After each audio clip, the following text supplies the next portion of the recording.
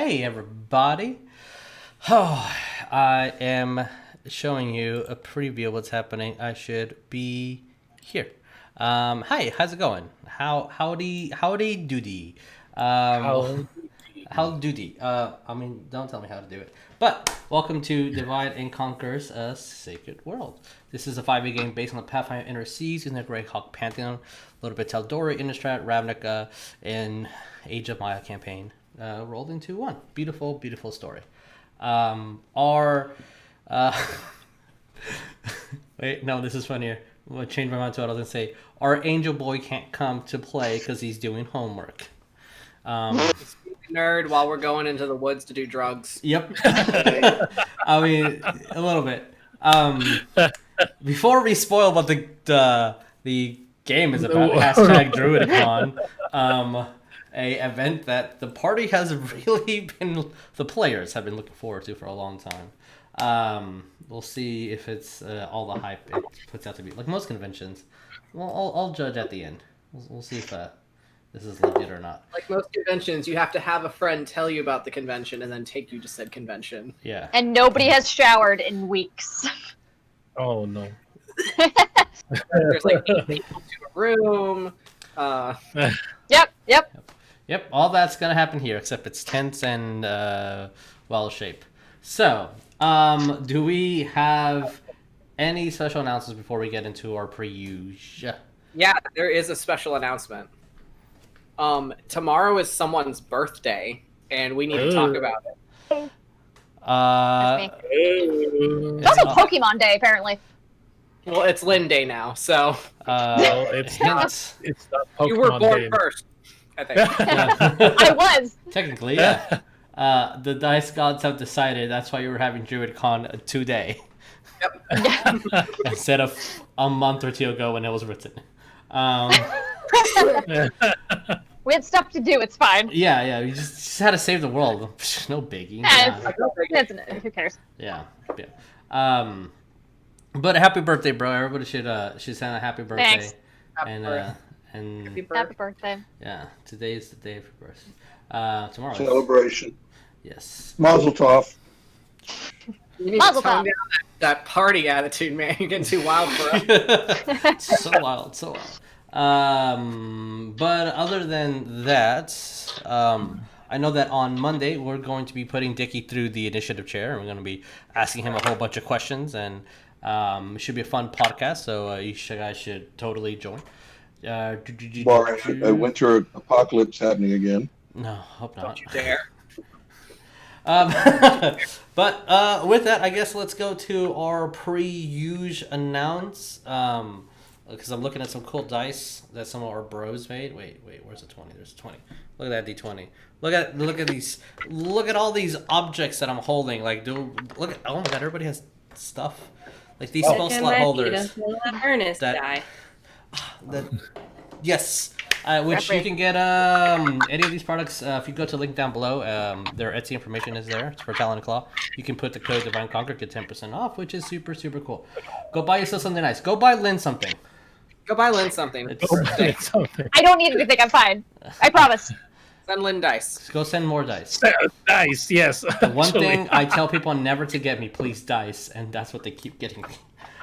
Do that. Because you say not to. I have too many. Stop. You need to learn to stop telling us what to do. Because we're going to just do whatever we want. Yeah. You can tell us not to do it, we'll do it. So if you're like, hey, get me dice, we won't get you dice. No, that's a trick. I know that you guys know. Oh, well, he said it. But yeah, go support our friends. Speaking of supporting friends, hey, yo, bros, you got something cool that's happening that some people might have books and or stickers of set piece of thing that's merch and what you do. Yeah. Cool stuff. Yeah. Who are those guys? Where are they? Where can I find out about those two individuals? These two bros. So, Vic and I are doing a little webcomic that we do in our free time. It's our little passion project. Vic writes, I do the drawing, but Vic also helps with a whole bunch of other stuff in the back, and I greatly appreciate all the work you do, bro.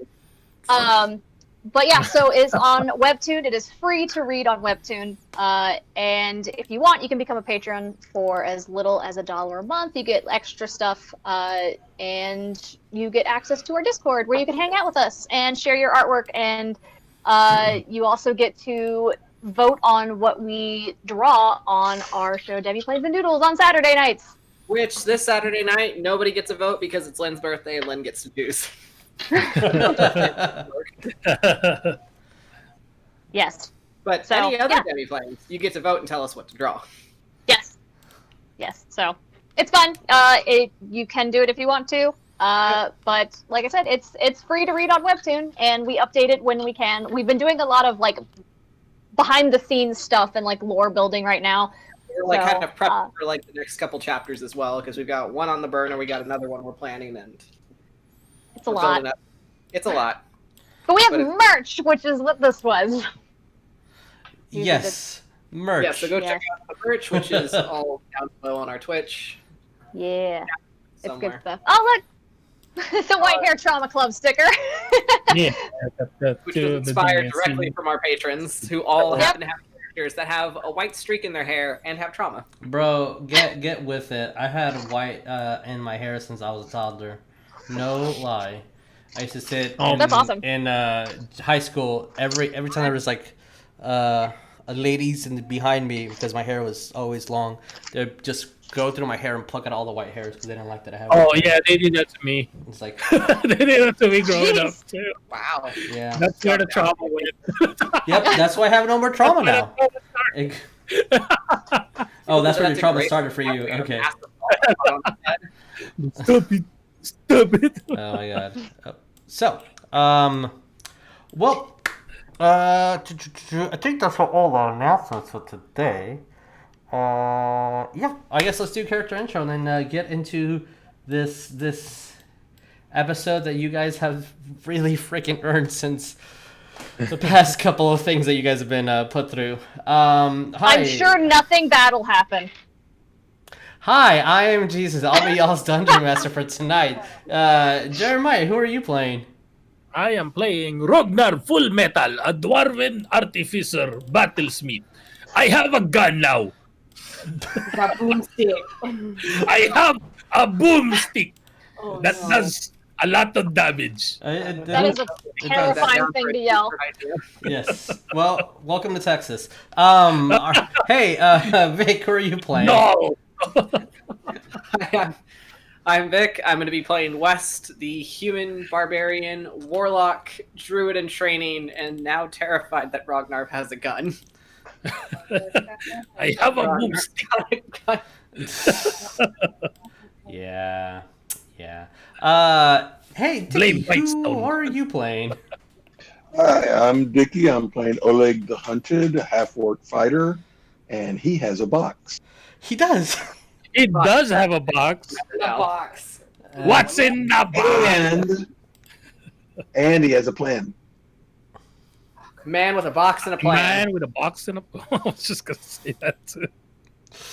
Oh man, you guys, it's like you have the same brain cell, my dudes. All right, Tabby, who are you playing tonight? Hi guys, I'm Tabatha. I'll be playing Cole, the Tiefling Cleric. Yes. Yeah. Okay, Tiefling Cleric. that's correct. it. You checked the box. That's correct.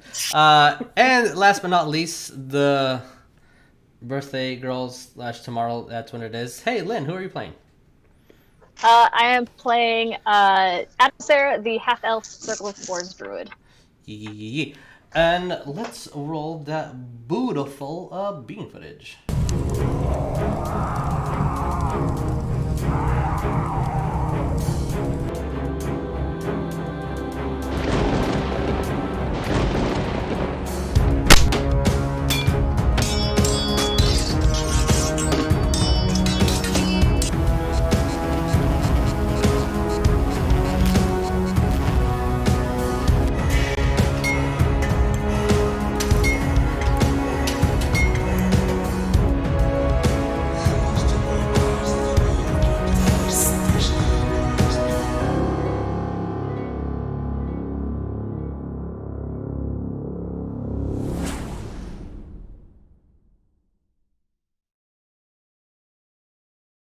Hello, everybody.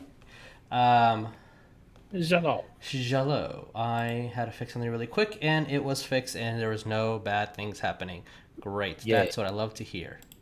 So, to recap, what happened last time?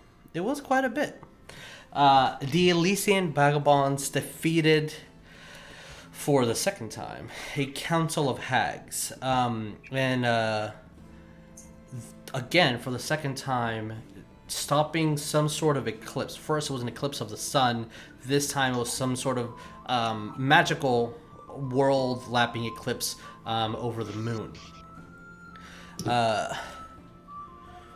Oleg and Addy were still under the mass suggestion spell, and were after Ariell, trying to kill him for the hags essentially putting into the brain that this was all his fault, and the only way to undo this was for his death.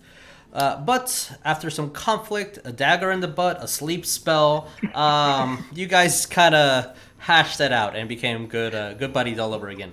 The party, with much needed rest, went their separate ways to recuperate what they needed to on their own, building a new Brahm, learning about this odd infernal sealed puzzle box that was left there because the hags were teleported out without their control. So that's a thing that wasn't planned, but it's now in the world. You guys... That's what happens when the cleric panics. Yep. Hey, it makes an interesting story. As you guys learned that, you saw the people of Whitestone starting to rebuild and with vigor in their step, communally trying to help out. A few Goliaths here and there were also doing what they could.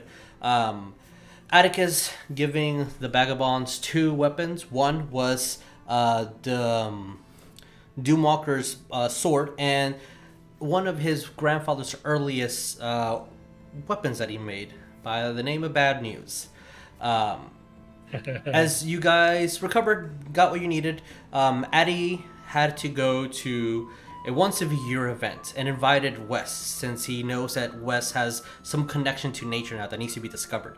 But you all tagged along, and y'all went to the woods, scattered out for a couple of days, searching for the right location, until you found a campsite that had a whole bunch of sleeping, drunk, and intoxicated individuals, and a lot of bee-shaping. And you knew that was where you needed to be. And as you approached, you met one of Addy's old friends, and that's where we're at tonight. Addy promised debauchery, and we'll see if that happens. So, Addy promised debauchery, and debauchery shall happen. yeah, we'll see. We'll see. To change the music. My existence also triggered somebody, but Yeah, a little bit. I Maybe. mean, me too. Somebody hissed at me. oh yeah. Your existence was triggered because you looked at them, if I'm not mistaken, right? It was It was like insight, like yes, Emma was it was an insight checking her? check. Yeah. So whoever read her the most and got a personal feel for her, she read them and was not too pleased. As to describe the environment that we have here, you do see a lot of people just waking up. The person on watch just waves a half a bottle of rum as a panther goes around putting its scent on every single one of you. You see these constructed pillars made out of the nearby woods, and when you look at it, you don't see any tree that has been cut down. Either this was magically put up, or these were trees that have already fallen and started to be placed. You see a whole bunch of tents crudely put up. You see a couple teenagers running around, some people taking baths. There is a odd, funny smelling tobacco in the air. And yeah. Why does this camp smell like skunk? Don't worry about it. As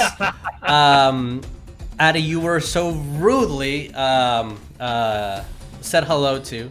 You see two friends, Wendy and Rocco, stepping out of their tents. You guys already saw the picture of her, but I can show you pictures of her. His other two friends, Shift and here. Yeah. Okay. So here is the current. Where are we? Journal. And here is a photo of Rocco. Show to players so they can all see what he looks like. As he steps out, you see Dick. as he has no shirt on, barely pants that are just being held up, as he does have a tattoo that kind of shines as soon as the cloud goes over the sun and there's a little bit of shade on him. You see the arcane markings of blues and hints here of greens. And then right next to him, we have Winnie. Boom and a boom. She is girl. completely dressed already. Girl. You see that she's kind of making sure that her dreads are looking as they need to.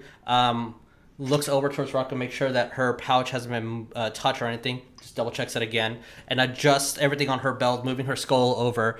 And you see that none of them are wearing any shoes or any foot coverings. So with that, and wondering why the music stopped. Because every single one needs to be done that. Okay. So let me quickly fix that, because apparently every single one of these songs on this playlist needs to have its own individual volume set up. Okay, and everything looks good. So, as you hear somewhere within the campsite, newcomers! You hear someone at the over here at the guards. Where are we? Over here. Just yell. No, it's too loud, man.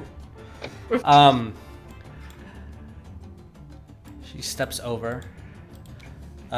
Here towards you, Addy. As where are we? I'm needing to get to those. Oh yeah. So Raleigh looks at you. Just staring at you, blankly. Crosses her arms and starts tapping her foot. Well? He's gonna speak in Druidic to her. Oh, what do you say? There are people I've been traveling with. We just needed a place to stay and lay low. So I invited them here. It's fine. People you've been traveling with? Yeah. Why do you need to travel with anybody? I usually don't, but they kind of crossed my path. path. You don't. And now all of a sudden you're traveling with them? Who are they? It was only... they're adventurers, I guess. So we had to go to Whitestone and solve something. You're just traveling with anybody now? I don't like the way that they're looking at me. I know. They've never seen anything like this, okay? There's going to be some looks. Fine. And she just grabs your arm and starts pulling you, almost stepping on the panther's... it was a leopard. That was... because I couldn't find the actual leopard. Almost stepping on its tail, and then just starts dragging you over here. Oh. Okay. Where are you going? It'll be a minute. Okay. Where'd you go?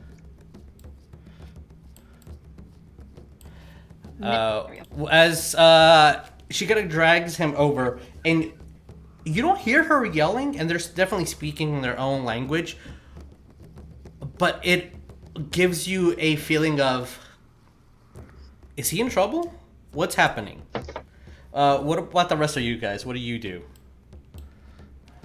Cole's just kind of squinting over in that direction, and then he's just gonna sigh and then just reach into his bag and pull out the skull, his skull Mark Anthony, and just look at it and just be like,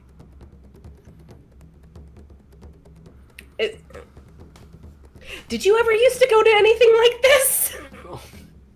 Well, to tell you the truth, I did quite often.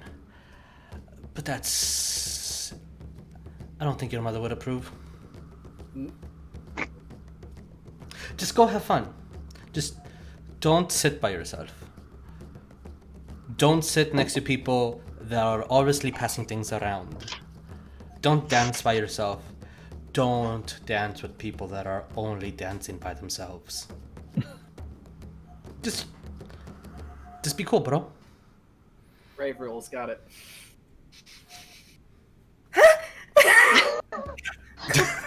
As you just see all of you, as he's definitely talking to the skull, but the skull's not moving or saying anything in return. You, I feel like West kind of gets it because he has conversations to himself. Yeah, it's, I think everybody except for 2 people have conversations with themselves. This is true. Cole's gonna look over and go, "Oh God, yeah. I can speak with dead things. You know this. I mean, I speak with, anyway. I get it. I mean, I get it. I speak with Bram and Skiwa. I get it. Okay. You have a thing, he has a thing, I have a thing. Okay. So, what insight did you gain from your Mark Anthony. Mark Anthony? He's been to stuff like this when he was alive. Thank you, champ. Thanks, Mark. Oh, there's a random person just kind of be shit into a talk and just let that out. Yeah, and Cole just basically again just reinstating like the rave rules. It's like, yeah, I mean, yeah. that's what he told me, but it doesn't look that. He's like looking over like beyond the gate, just like doesn't look that bad. I don't. See I've never been to anything like this before, so You Neither have I. at this moment you start seeing someone just get out a drum and start playing offbeat music as people are just shouting huzzah and waking everybody up. As Ariell looks at you, Atticus, and after her scolding you for absolutely nothing, it's hard to keep up with the conversation because she's scolding you for leaving, scolding you for not coming early enough, for not letting her know what's happening. And then mad at you that you have all this freedom at the same time.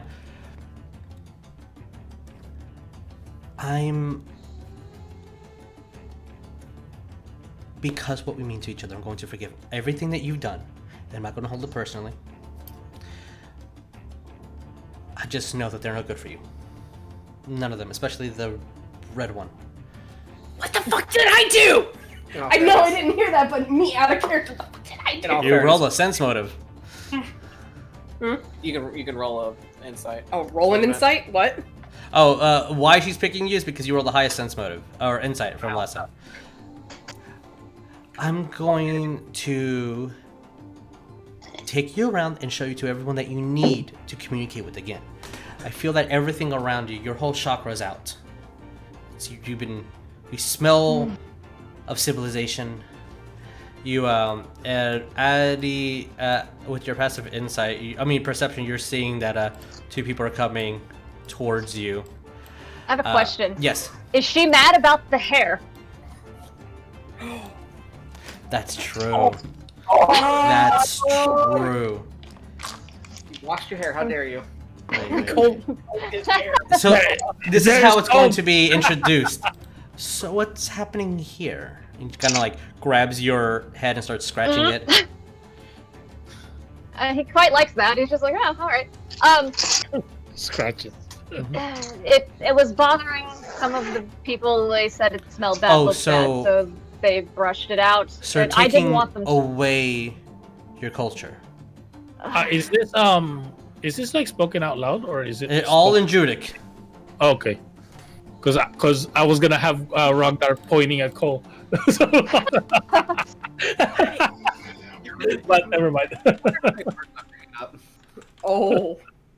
Wait, what? What did you say? What was that? I like how many words of this I'm picking up since I'm still learning Druid. roll me perception to see what you hear first. Okay.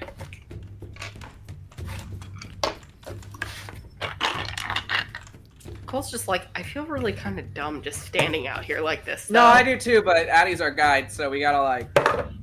I guess wait wait for him. That's a 5. You don't know, but you're sure that he did something wrong, and you don't know what it is. Okay, I think he's in trouble. Like he might have done something to piss her off, and so I don't know how it works out here. Like I know how things work for me, and cities and towns and shit have their own thing going on, but I don't know how this works out here. I don't know. Maybe we should ask him. Your I'm gonna go ask him. Was Yeah, Cole's beautiful, just be like, and I now are they bossing you around? Addie, are you okay? Yeah, Adipocere, is everything okay? She's going to turn here and turn away from you and grab Addie to move him to the side. And as that's happening, nope, the tent doesn't move. But It's coming along. Rocco kind of goes over, puts his hand over you, and he goes in for like a noogie, but you feel that he's not actually rubbing your hair, and he puts you to the side as Wes, you come up from behind her, and she turns, "Excuse me," as Renee looks at you, and Rocco goes there, "Do you need help?" Oh no! Why were we on the same brain cell? Cole's moving over. Here, he's also kind of like looking at the panther, and it's just like, Mary met, just to the panther, and just keeps following Wes. Nerd. Okay. I don't know if it's someone in B shape, or I'm not gonna be an ass. It's fine. As you say that, you see that the giant cat looks at you and just shakes his head. As Rocco looks at you, "Okay, we're gonna go. He needs to do things. Bye. We'll talk to you when you stop being crazy." And just grabs Addie and starts forcing him. And as Okay. she steps forward, you see Wendy kind of like, "It's guy time. You know what they need to do. They need to prepare for tonight, or they can't smell too bad." Oleg, what? Oh, She looks at both of you fine as she kind of starts storming off. Okay, bye. Bye. And as she goes into this tent, a couple seconds pass by.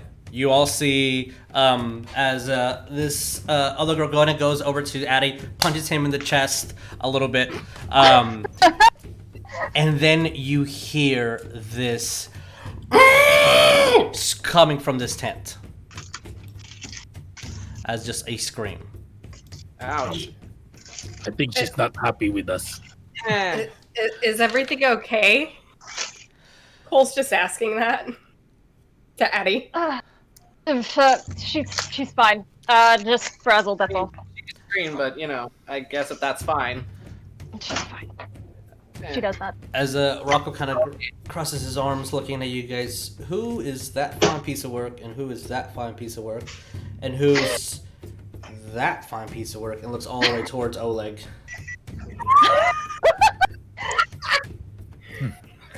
Who's saying this? Rocco, this guy. Oh. These are my traveling compatriots, and they're going to be hanging out with us for a bit. As when he looks at you, I would say Traveling? keep your shirt on, but it's already gone. it's What? I don't even have a shirt. There's no way to. This god here cannot be contained. Just, I don't know about gods, but shirts suck, so I'm with him. See, he knows. Release. Uh, As he kind of goes over to you, Wes, and just puts his hand on your chest. You gotta release the king in you. You gotta just let it out. As you say that. As Wendy grabs him by the hair, "You're still hungover, aren't you?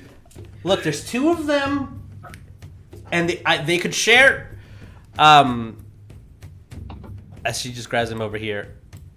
can we just let them be for a minute. They don't know what's going on. I would like a little bit of an explanation so I don't feel so lost. When we kind of looks towards you, Addie, honey child, is that thing gonna come in too? Oh no, Brom is in the bag of holding, right? It's in the All bag. Okay. all my contracts are in the bag. Okay. Brom Gonna and, look Skip. towards you still though. Is he coming in with all that? Like oh wait, was that druidic or is that An uncommon. She's saying it is uncommon. like to be honest, I don't feel welcome here, so I might just nope. You, as you're like, you can come. Just make sure you take all that off. It's. And she kind of just looks at the ground as her feet kind of She kind of just moves the dirt with her feet. Looks for you, Addie. I might still also be. I need some pineapple and oranges. That's what I need. Hold up, do we have pineapple here? I have some of the Wait. best pineapple. There's a pineapple. Oh no. Pineapple, a good cuddle. Child, you feel fine. I don't know about the cuddle, but I want some pineapple. And you don't know what you're missing. And Rocco looks over. I can cuddle. I can cuddle. Because of the pineapple, you just see Rognarv just taking up the pauldron, putting it in his bag of holding, another pauldron bag of holding.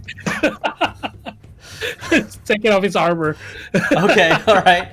As you're doing that, He's gonna be still like in his clothes underneath, but he's taking off his armor basically. So that'll be like 10 minutes in there. yeah. In the corner. As Rocco goes over to you, Addie, I really like all your friends, all 7 of them.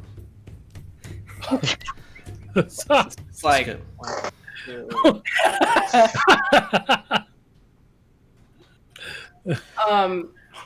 Yes. No, because I was gonna be like, Cole would have started to be a nerd and start pulling out his notebook, like, okay, I could take notes, but then kind of stop, and it's like, no, don't be a nerd right now. Did you actually take out the He pen? was And, about to. oh, you're about to. You didn't pull it out. Okay. No. Well, you did ask, like, hey, what's to do here so you don't feel uncomfortable. As when it's going to step for, like, so, just so you are aware of the situation for tonight, Rocco kind of puts his hand over her. And you see, like, this pissed off look on her face. Like, what the fuck are you doing? And he goes over, Rocco goes over to you, puts his hands on you, and starts rubbing your shoulders awkwardly. Just feel it out. Just be one. What's happening? We'll Cole's getting dance. We'll eat. ugly We duck, can and it's just fight. like- We can fight. Oh, there's. Oh, that's my song. And he just starts running off. And there he goes. And when he looks at you, I have to babysit him, and I think you have to babysit them. I think I still got the shit end of the sticks. And Good luck. you see, as he's dancing to a drum beat, what are you guys doing as you've been slightly introduced to some of Addie's past? Alright, what do we do now? It's what Wes says. I am currently removing my armor. He'll It'll take a bit. come up here. Also, quick question: once I take my my half plate out, what's my AC? 10 plus your dexterity. Yep. Okay. Because I don't have. No, 8 I'm plus not 6. gonna have my shield either because Shoot. it's in the bag of holding as well. I think it's still 10. 10 plus your... Yeah, its spells are 8 plus. Okay. Yeah. It's gonna be 12 then. Sounds right. Oh God. Okay, here to party. As what you see now, as the sun is starting to rise, you see a woman towards the back step out of one of the most decorated tents. As you see that there is a lot of huge bones that are kind of holding and erecting the tent in place, and it's definitely the biggest one. There is smoke that's already bellowing from the back of the tent. You see maybe it has a hole or something.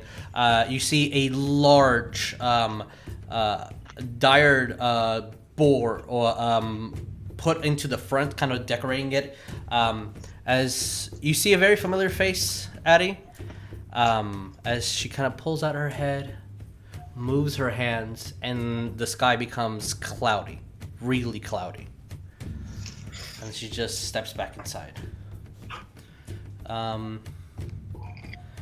Yeah, you would know that that's Lena for sure. But she really didn't see you or paid mind to what was happening. She has more things to do. But yeah, what do you guys do? As Rocco said, there's going to be fighting, drinking, other things. But right now, it looks like everyone's just gathering in the day and preparing. That morning before Ren Fair, where people are just waking up, setting things, and just waiting for the night to hit. Day drinking. Yeah, pretty much. Is there anything that you guys wish to do? As Addie, you kind of know that at night's really when everything starts happening. Rognarv is enticed at the moment. As soon as he's out of his armor and in the bag of holding, he's gonna try to go inside and look for some pineapples. Their tent will He won't be... stop him from going too far. To like, hold it. I want the pineapples. We'll get there. Fruit. Right. So what are we doing? Like, you said that it's important for me to be here. Like, what and all is going on? This is a gathering of all the regional druids. We do this about once a year, maybe a couple times a year, depending on like the season. But we kind of gather, we socialize, we do we party.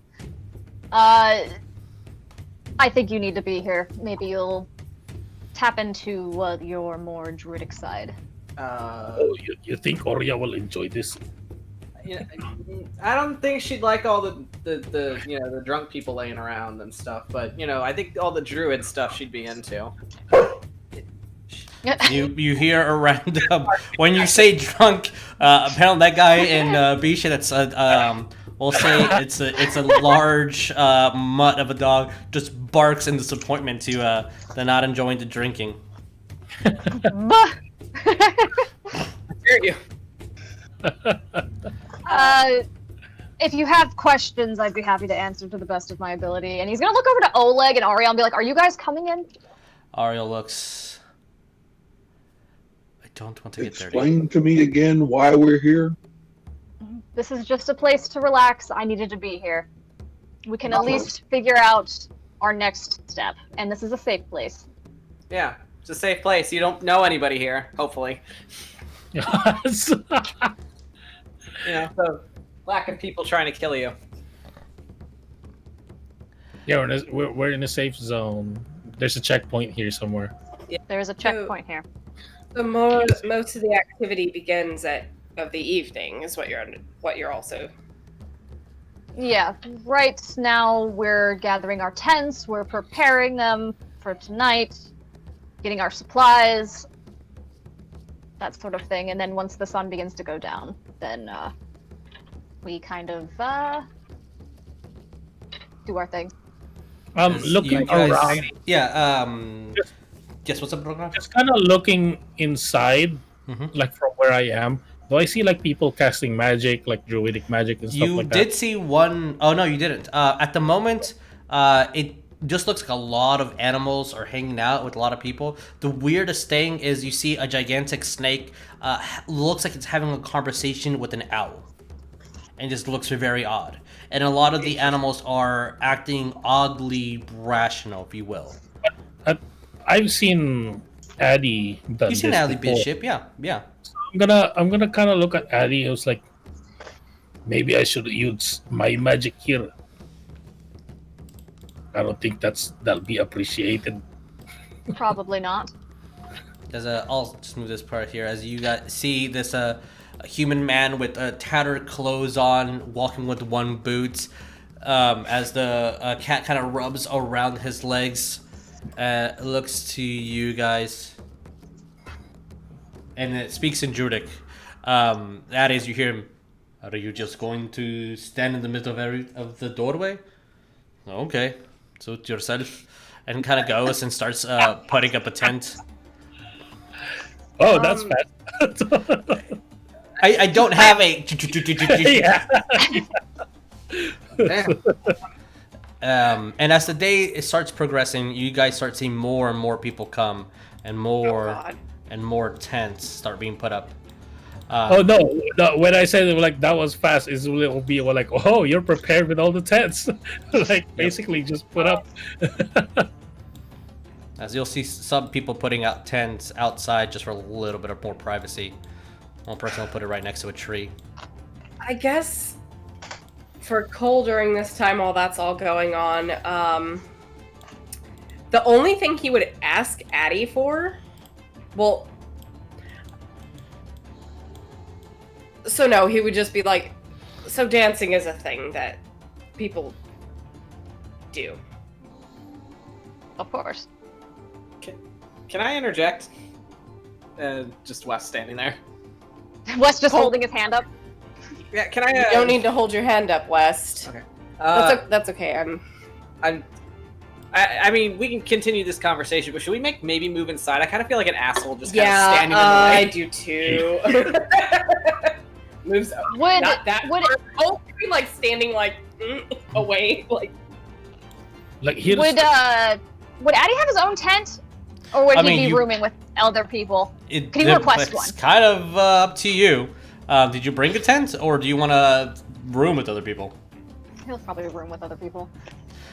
You do see that over here, this tent, right next to the giant frog, as the giant frog is going to be your marker, because you remember, is where Rocco and Win were staying, if you want to room with them.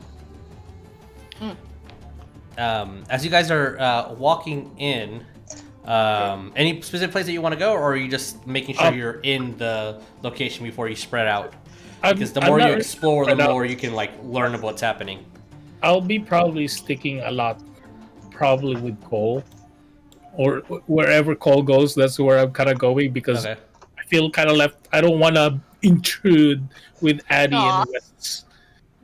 and Wes's stuff that they need to do in a way. You'll see Ariell kind of fly up here to this rock, make brief conversation with the guy over here that's actually awake, and you see that just pulls out a book and starts reading it.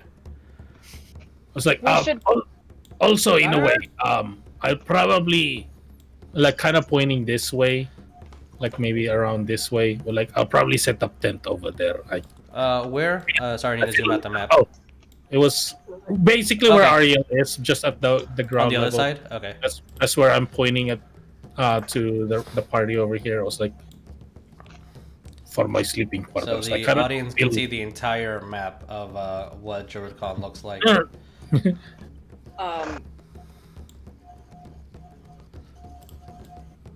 But yes, if there is going to be dancing, where would I, by any chance, sounds like such a weird request, instruments or anything of the sort? Oh, I have a flute. Not the instrument. I was. Oh. I'm looking for bells. To be quite. Bells? I'm sure someone here has bells. Once the sun starts going down, you'll definitely be able to hear them. They usually stick around the fire. Usually. At this moment, I would like everyone to roll me a perception. Yay, perception. There was fighting. Why do I bother, West? Why do I bother? Oh, I don't have advantage right now. No, you don't, sadly. I don't have my shield. Oh, and that's a 2. Okay. 9. 9, You're okay. gonna add 20, 28. 28, okay. West? 15? I got a 15. Okay. 4? 4. Okay. Oleg, what did you get? Rognarv is 9. 2? Okay, so, Cole, you're the only one that sees this, but far in the woods over here. And maybe it's because you were, looking at Ariell. Oh, that's the wrong, thing to have. This is what I want. So, What? Stop. Why are you Whoa. drawing? Hello. Why did that draw? That was not even the thing I selected. Oh my god. It's like I don't know how to use this app anymore. So somewhere around here. Maybe it's because you were looking at Ariell or what, but you were looking towards the woods. You do see a what looks to be a kind of thin man with leathers on him and a green cloak just hiding in a tree. Yes. Hold on. Again, you broke up really, really bad. I'm sorry. You got really robot real quick. Me? Oh. Yeah. On my end. There is a skinny man hiding in one of the trees far out over here who has leathers on him and a green cloak. God fucking He's- damn it. God fucking. Cole has no idea. But he's just gonna kind of look out like so fucking confused. That motherfucker's in the tree. And then just be like, looks over to Addie, and you're certain that everything here is like safe and not to like. Then he'll be a little bit quiet, like not to alarm you. And he's gonna take like, kind of like do the whole like, I don't know. It's like gesture like over in the direction of He'll the just person.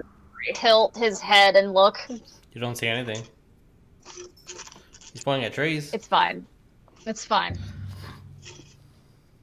And as far as things being safe here, compared to what we just did, yes, this is a safe haven. Well, it's just I saw someone. That's all. Wait. He's just gonna like turn his back to the woods and just be like, "It's nobody important." Are you sure? Wait, After what? everything that happened, I would be very That's concerned. important. He Is is nothing to be concerned of, I assure you. Is it hostile? Man, I'm not used to. I don't have my I third eye. just convinced Oleg that it's chill here. Obviously, look how relaxed he is. Look how calm he is. He just He's just standing with the same stoic expression, just arms crossed. so relaxed. Addie, So relaxed. you see a very elegant looking deer start walking in your direction. It's a doe, and she looks towards Addie. And this doe looks fairly old, and then just walks over to you and kind of moves her head down as kind of like a pat on your head. And as you do, you'll see one other person. Aww. Ah, As a picture for her for the party. And this is the hopefully the last introduction. There you go. As you look at this, with kind of same locks that Addie had, similar facial features as well. Her tattoos are a little bit different, covered in furs, but spelling really divine. I'm glad you made it. Who are your friends? I've not seen them before. And looks over towards west. What circle are you from? I don't know yet. I'm sure you'll find it here. What about you? And looks towards Cole. Looks over at Addie confused, like I don't. There's just that one has the druid I can see. thing going on. He does smell like some. Well, Is that what looks the- towards Rognarv, then looks at Ariell reading, and then looks at Oleg in the distance. Kind of gives you a 1-2 on the cheek. Have fun. I need to make sure that nobody's too drunk. And just starts walking away. And as she moves, you see that she goes back into a doe and starts just walking around. And as she's walking through, you all notice that there's some people that are like bowing their heads, just acknowledge her, or some that just turn completely away, like they've never seen her before and are intentionally ignoring her. Yeah, Cole just like, who was that? Yeah. She is one of the elders. Her name is Lena. She did not introduce herself to you, nor care for your names. Yep. Nope. She so she's like, I guess, in charge of everything. For the most part. And, like- She's the mom, I suppose. Like your mom, because like she was a deer, and like you do like the deer thing too. Biologically, she is my mother, yes. Oh, that's cool. It's fine.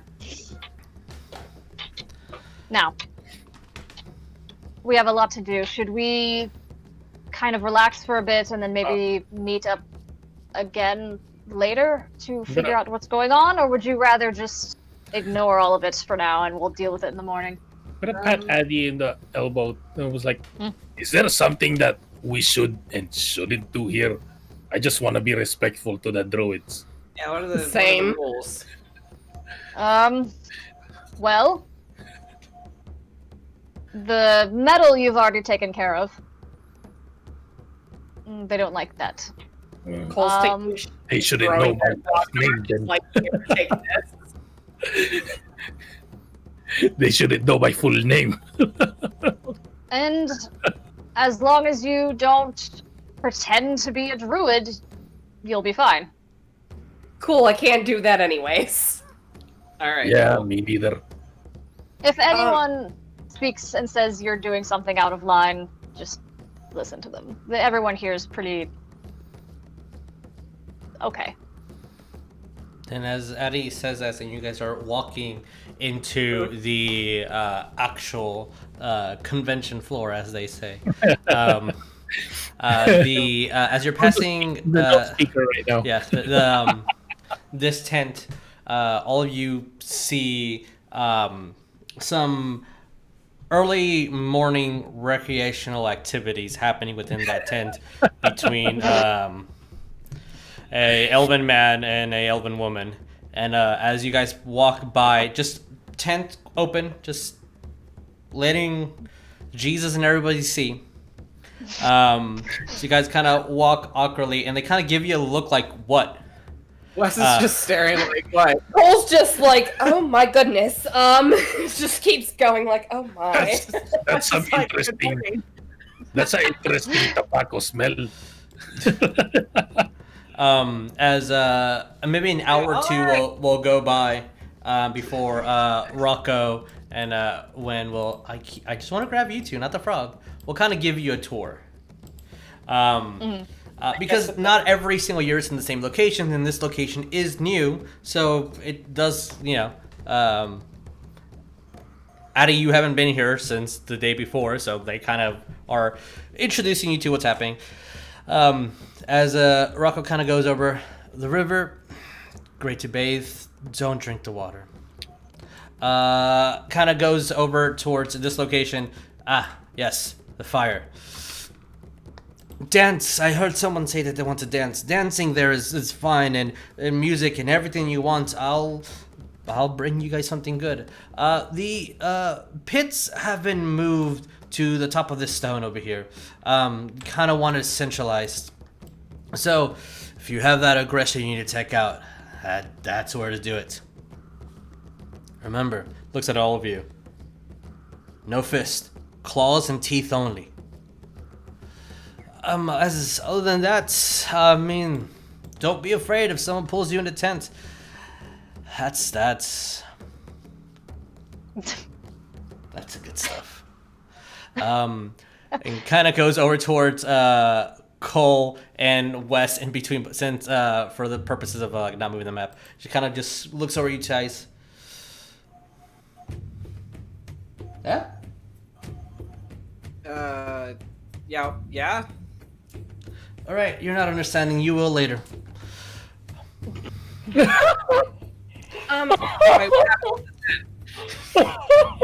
Wait, well, Jesus. one more time. What happens when in the tent? Like, I will gladly show you. Addie, do you want to participate?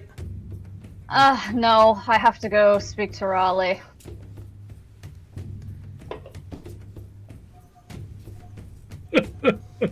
Leans over Yeah. towards West. Fuck Riley.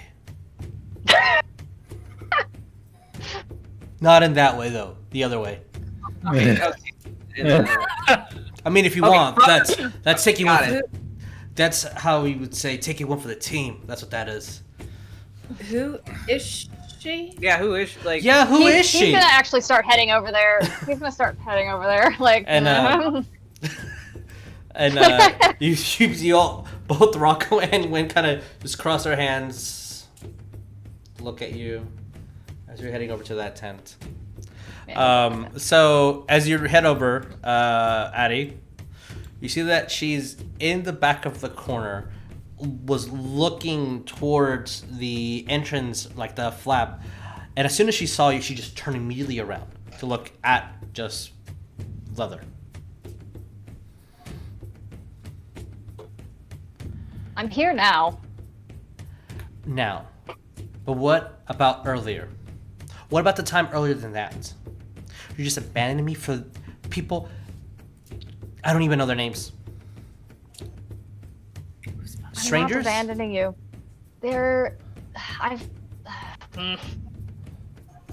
What can I say that will make you not mad?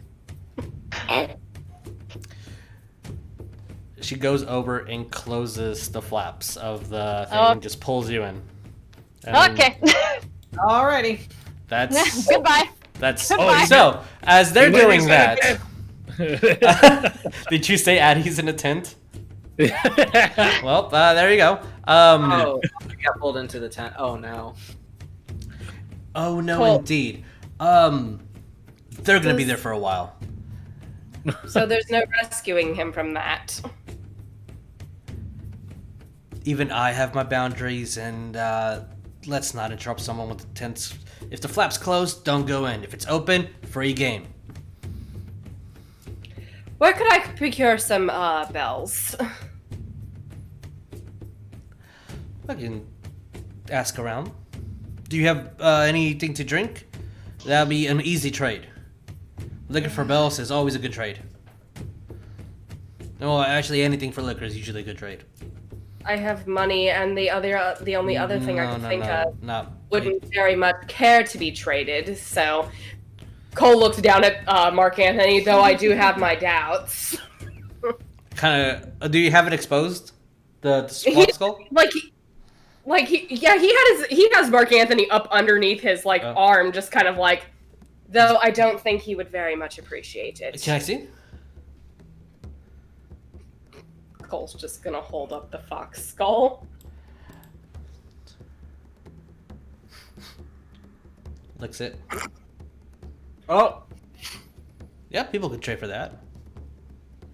I can't imagine the fuck you that Cole's hearing in the back of his head right now, but Yeah, a little bit. Uh-oh. What happened? Oh, I lost everybody. yeah, I lost everybody too. Roll 20. What did you do? Roll 20. Just I guess disappeared, just log in as soon as you can. Shit. I'm still here, and you guys can see the camera, but that's weird. Weird as hell. I'm gonna. Yeah, the map is still working. Yeah. Oh, hello. Okay. All right. Hello. All right. People are slowly coming in. I see everybody smiles. All smiles here with the. Okay. Let me know when everyone reloads, and then I'll reconnect, and I think that will fix things. As I think it was just the last image of you guys, and everyone was huge smiles. So that's adorable. I see everyone with the error on their face. Yeah, same here. I'm gonna fire up for No, reconnect. I actually refreshed. Good Okay. stuff. No, all right. Well, it's gonna be an audio podcast today. As you guys are kind of moving around, Cole, you will definitely find some bells and Winnie will even help you. They're loose and of different sizes, but she'll help you make a bracelet around either your feet or your hands, whichever. Yeah, that's what he's wanting them for. He's basically wanting to make gungaroos. Okay, So. as 100%, and she's very interested into what you will be doing. Trade. I do still have the stones that Cole had found back in the Fire Giants castle. Yeah. One of those things is, especially after they learn that it has some magical properties to it, they'll be in trade and just easy enough. I see movement, but I still see that odd triangle around everybody's face. So apologies if there's a triangle around your faces. Did you reconnect, or refresh, actually refresh their page? Well, I think, Dylan, did you just fire off a refresh or reconnect? Yeah, it got rid of everyone's little triangle. Okay, well, yeah, I'll do that. I'll do another reconnect. But because I only see Lynn, that's the only one that looks. All right, cool. Everybody's good. With that, I'm just adjusting cameras here. Is anything that anybody? Not there. Once Cole gets the bells, he's going to just be like, okay, and he's gonna look around the camp for an area that would be considered not exactly private, but area, just a little area that's out of the way. You see that not a lot of people are kind of hanging out over here. Nobody's hanging out by the river in this direction, okay. So you can Cole will move over here. Okay. And he's gonna just pull out the scrying mirror. Oh, okay. So you pull out the mirror away from everybody else. So what do you do? Mom, he's gonna pick me up. He's gonna prop it up. And he's gonna scry Kaizenflay. I was gonna say, please don't scry Addie right now. you don't want to see that. You see as she is currently in a garden cutting some lemons from a thorned branch. Mm-hmm. Oh, Cole is all the way over there. Rognarv is keeping his distance. Okay. Cole's going to basically also cast Sending. Sure. Just be like, Mother, it's me. Do you have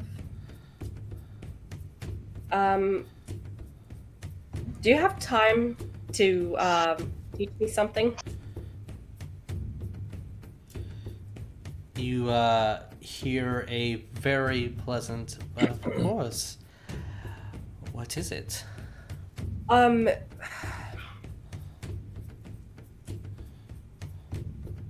He's gonna feel really awkward. It's like, do you think you could show me how you do that one dance? Can you see me right now? Yes. Well, that's rude. But, of course. Are you going to a dance?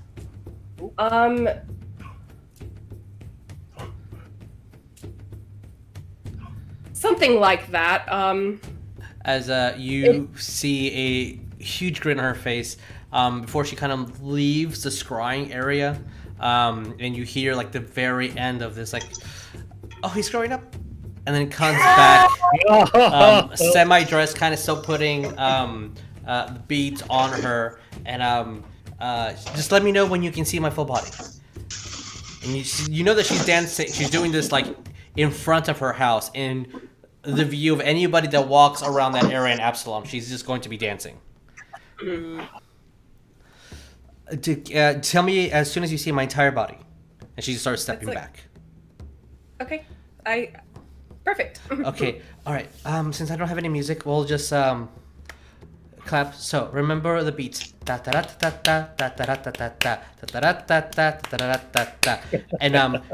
I don't know if you're clapping, but I need you to clap with me. Cole's like, oh. And he's looking around, and he's like, okay, just pretend like no one's there, and he'll just do that. As you're following around the beats with her, she starts doing this beautiful dance that nobody else can see. Since Rogna's being respectful, not looking at the mirror. But she's giving the pointers of when to stop, when to start dancing on the underbeat, when to spin, the lows and the highs, how to accessorize with fabric. And after maybe like 20 or 30 minutes, you feel like you're like, yeah, I got it. It's like, okay, thank you, Mother. This will help me at this Druid festival. Thank you. Excuse. And then that's when it cuts off. And as soon as you're like, I got this, you kind of stand up and we look at Rognarv. You have no idea what she said. You don't have this. That starts going through your mind. Like, oh, wait, what did she say? What was the first step? And like, it's still in there. You just need to like piece it together. Yeah. But you'll get this. I mean, he's practicing this probably for like most of the day. Okay. So. All right. Yeah. So as Cole was practicing his dancing, Rognarv, Oleg, West, is there anything specific that you want to do before nightfall? Can we just appreciate how Cole managed to hack magic in the way that he could Skype call his mom? Yep. Cole Skyped. Listen. I think that was cute. I Zoom called my mother. Hey, sometimes you gotta social distance. So, what about the rest of you guys? Is there anything that you want to do at all? Specifics, no, but Rognarv is eyeing for a fruit stand or something. There is no food being like universally passed around. But when he did say that she had one of the best foods here, so after a bit, she will kind of ask you if you wanted to go to her tent. I was told not to go inside a tent. You can go inside, just not everybody's going to be doing things. And sorry, you're not my type. You're not my type. Do you want food? Like, I heard you want pineapple. Yes. Okay. Well, come on. She has an assortment of fruit that's all been cut. You kind of organize into these wooden bowls. And she's like, I would not touch anything in that clay one. As you see, it has a kind of a lid, but everything else, you should be fine. Kind of grabs the pineapple and like presents it to you. Unless you grasp one. I was like, how do I pay for this? Again, no, but it just eat something. It's fine. Oh. Smell it. Taste it a little bit. All right, roll me perception.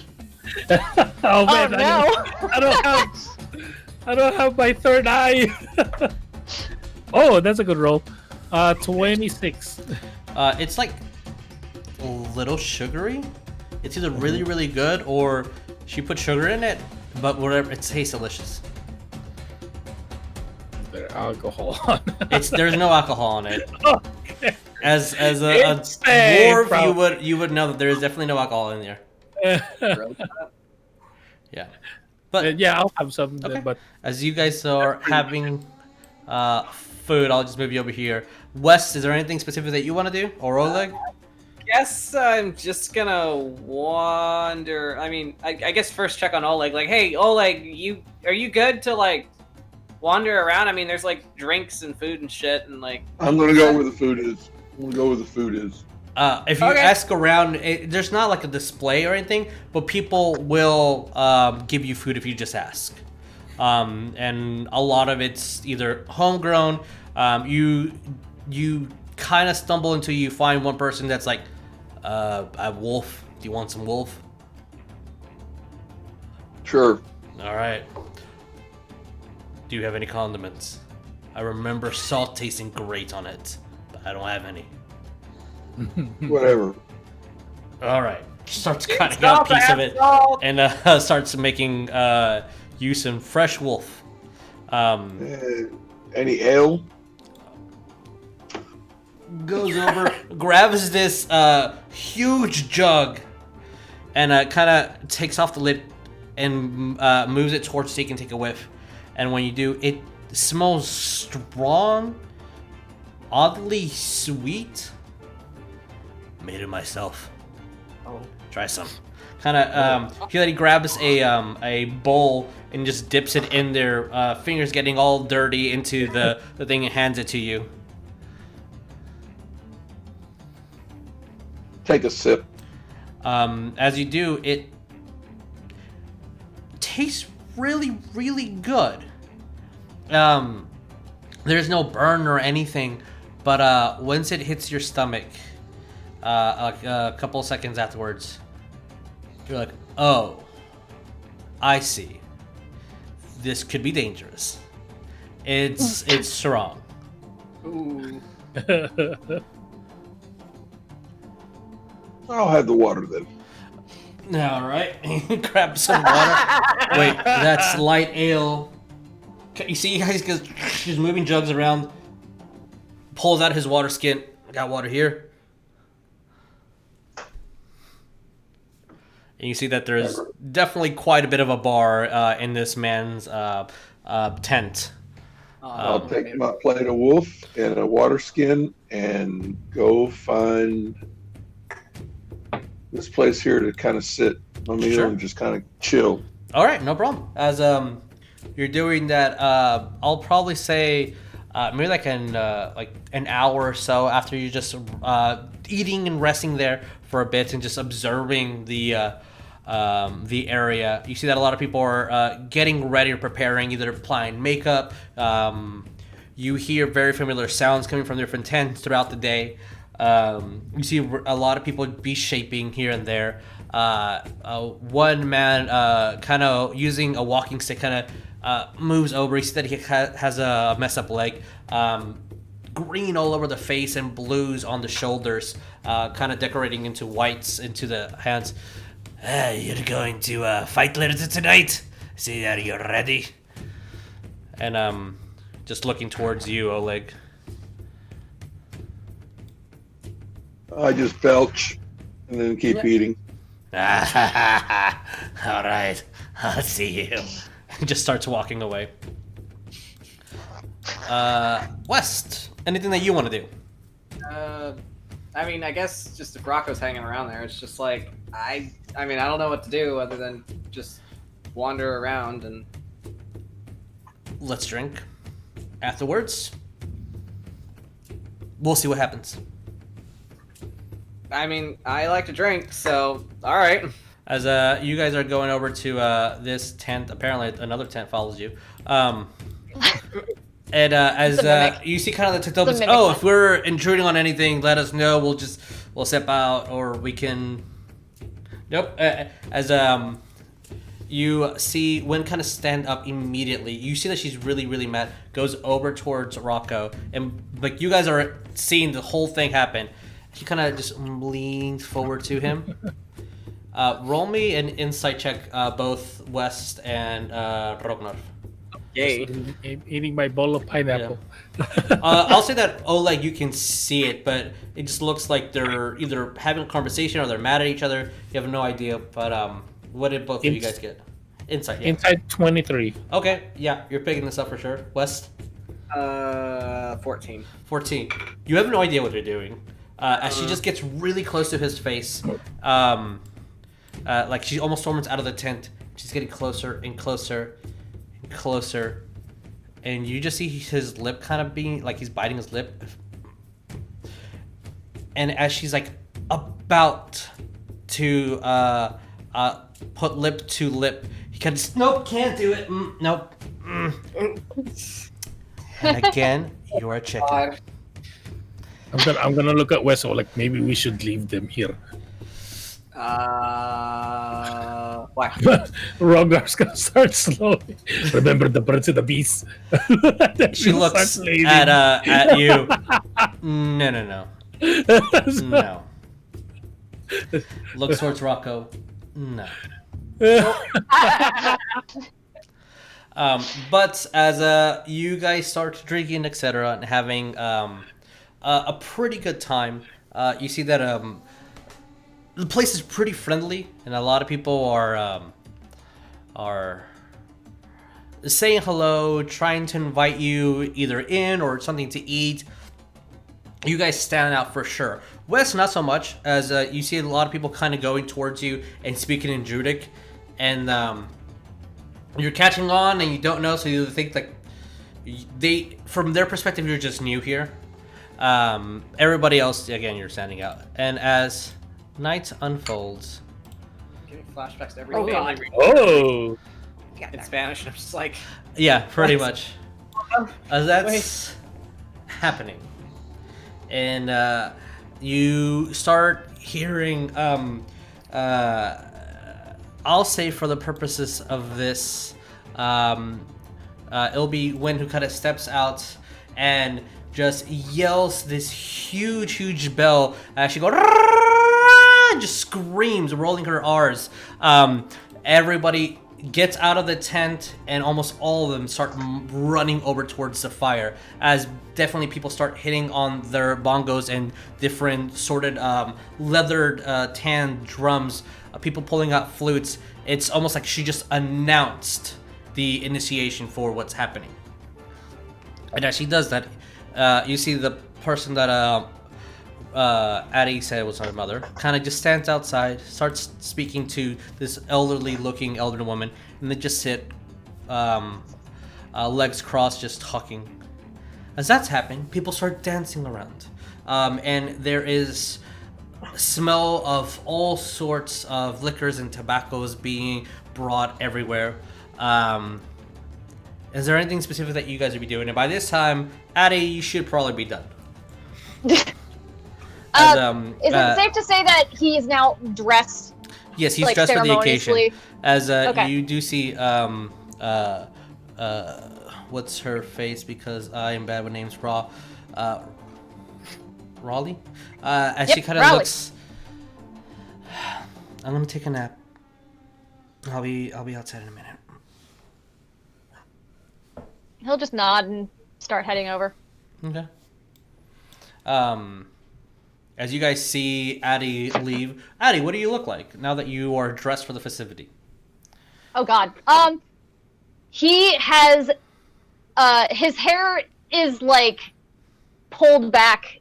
It's not dreaded like it used to be, but it is pulled back out of his face. And he has a deer skull like piece on his head where the antlers kind of go back behind his head. Yeah. He is covered in like bangles up his arms and things like that. Like has a couple necklaces on. He does have the fur that he usually keeps on him, and his like kind of baggier pants, completely barefoot. And he also has black, like it's like charcoal or like soot, but it's like marking across his face and his torso. All right. Epic. As you come out like that, it's been a couple hours. Rognarv. me. As people start dancing and moving, you Am I hallucinating now? you see a stone just kind of moves towards you as the stone just kind of sprouts legs and starts moving towards you. Hey, got something to show you. Come here. Huh? Me again with this thing? God damn it. Heading over. I'm like, ah, Come here. I got something to show you. but the pineapple. Yes. And as that happens, you see, like, from where Oleg is, that pile of rocks, pineapples start moving and start turning into rocks. And then each rock starts molding into these insect-like creatures and start running and dancing around you. And they start just saying unisonly, hey, dance with us, dance with us. Why is it me again? I don't know, Ragnar. But it's rock. But it's rocks now. It's not mushrooms. They're rocks, yeah, they're rocks. They're just dancing. What do you do, Ragnar?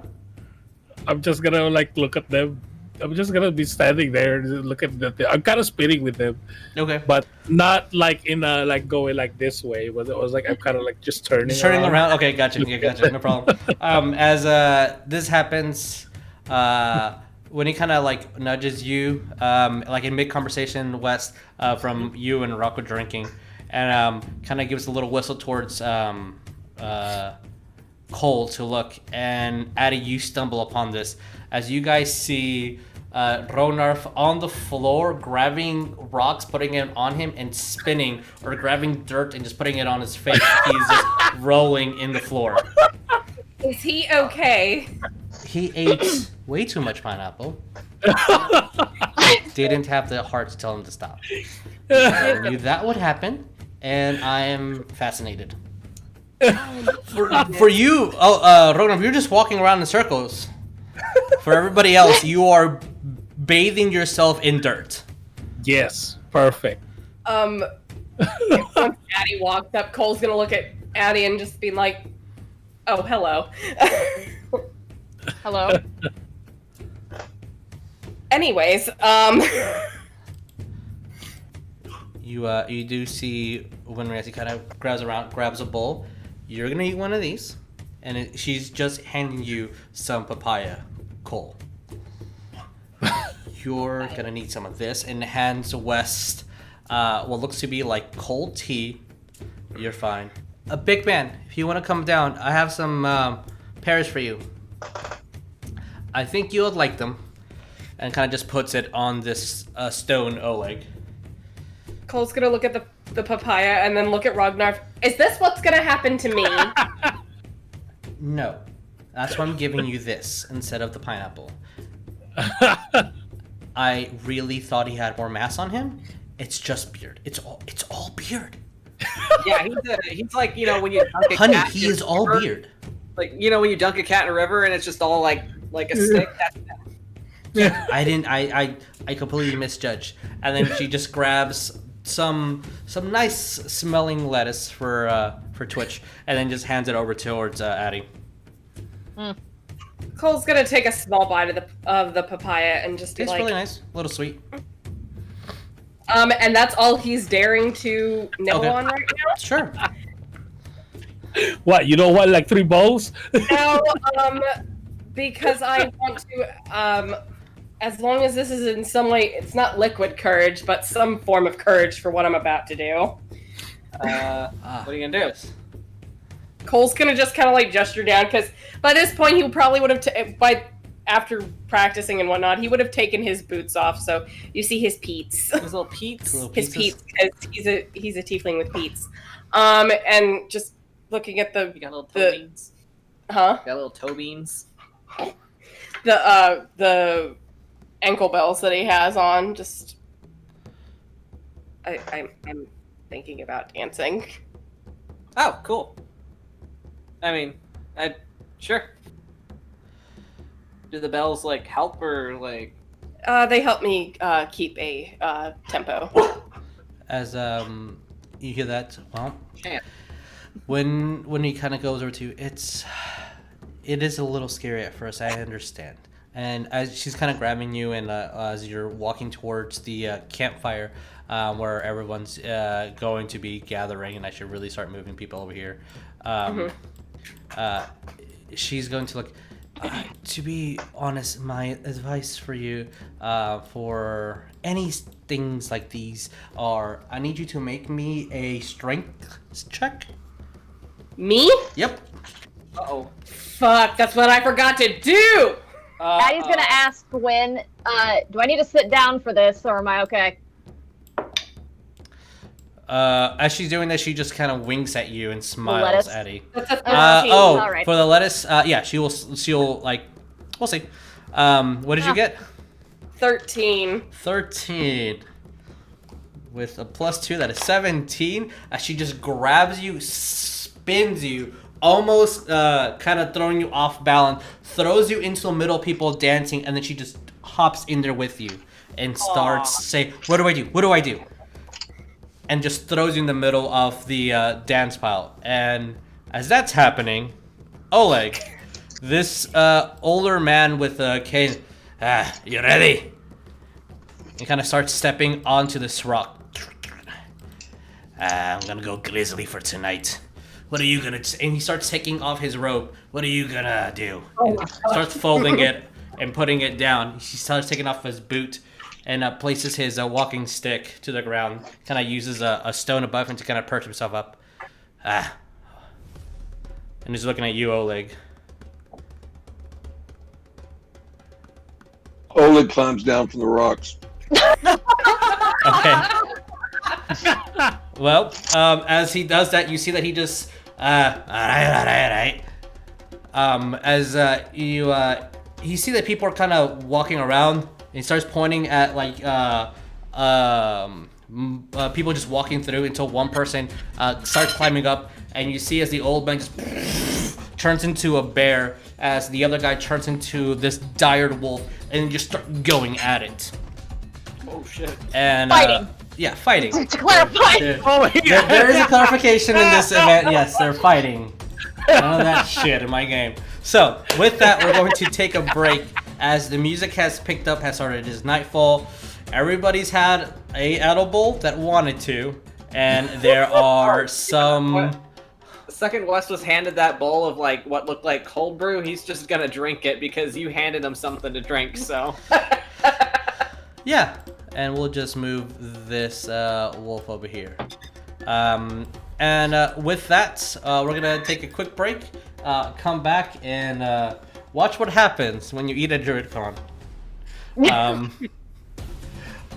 Alright, so we'll be back in a bit, guys. Happening. It's already happening, y'all. Alright.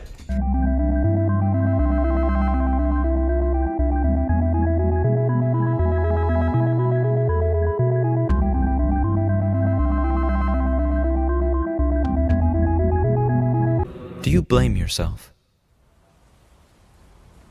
What?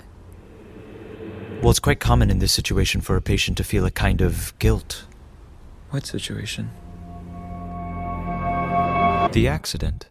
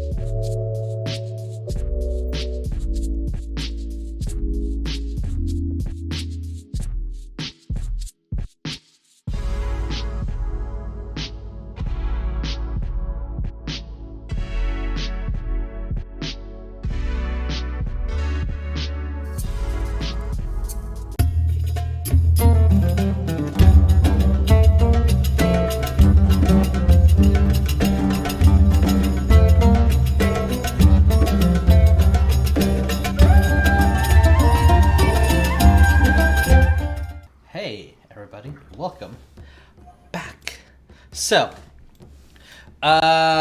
Cole, as you get thrown into the fray, as everybody starts moving and dancing, what do you do? He is instantly, because he trusts himself, but he also doesn't, so he is popping a channel divinity to make his ass proficient in performance for the next 10 minutes. Okay. Because he does not want to look like a dumbass. All right, roll me a performance, please. Woohoo! What is my performance now? Damn, this music though. It's almost like it's 19. Okay. As a, do you want to describe your dance for us? So, I'm not the as best. Cole is kind of grabs onto his emblem and prays a little bit, and you see a slight little glow, and as that glow happens, everybody steps back, and as one person kind of slides his drum over to this, I'll say this half-elven man, like, got it. It starts banging on it. Cole, Is it gonna be like a dance from the what's that called? That one movie, The Knight's Tale. Oh, no. I've never seen a Knight's Tale clip. As Cole and jitters and kind of anxiety that kind of kicks in, you jump forward, and as you do, you hear the bells around you just jingle a bit. And as you start clapping onto the underbeat of the song and start moving, gyrating your hips, start spinning, it's a great performance. And as people are kind of starting to like tap onto the beats and they start chanting and yelling, as you see Cole start spinning around, grabbing. Looks like you're about to grab something, but there's nothing there before. When he kind of just throws a scarf at you, this colorful, translucent yellows and purples, and as you grab it, you start moving around with it, moving your hips to the beats of what the songs are, and just start dancing. And eventually, he spins, drops to the floor, and then just jumps back into the air. And as he kind of just moves out his hands in a full expansion, he starts jingling every single one of the bells all around his wrists and his legs, and people just start getting to it. People start jumping over the fires to start dancing with you. You see this one guy kind of grab you and start spinning you. He kind of hugs you tight and then spins you around before you start doing your own thing. And yeah, the dancing has started and festivity has gone. And as you guys are doing that, you just hear this wolf and this bear start fighting until the bear starts drawing blood, and they both just turn back into their regular selves and start helping each other down. As Cole is doing that, you guys are seeing a side of him that you've never seen before. He's dancing beautifully. What are you guys doing? Rolling in the dirt. Okay, as they're still rolling in the dirt, that makes sense. Like, wow. And, I get a piece of pineapple and throw it on the dirt next to Rognarv to watch him play. Rognarv, you see this amazing, a beautiful mountain of pineapple just right next to you. Oleg, from your perspective, you just see his eyes, just as he kind of moves his head over a little bit, and they get huge, and he starts moving his hand where the pineapple is, and it's about an inch or so away from him, but he keeps reaching further and further. Oh, we lost the ping. Sorry about that. So let me type in chat. Sorry for the connection issues.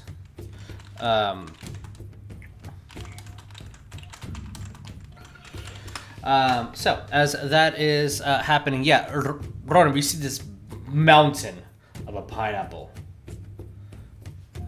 It's so big. It's right there. It's just so large, so basically, far away. what Rognarv is gonna do is he's gonna kneel down, gonna take a knee, and he's gonna go like this, Mori Modim, You have given me more pineapples. As from the tip of the mountain of pineapple, you see this glowing amble, ding, ding, as a beautiful Morden just starts flying. You see Dubs carrying him by the shoulders. He's tiny little Dub, tiny little guy, just moving over towards you. Or is it fairies? They're Dubs at the moment. We're not crossing the streams. Okay. As this happens, you see Morden as he looks at you.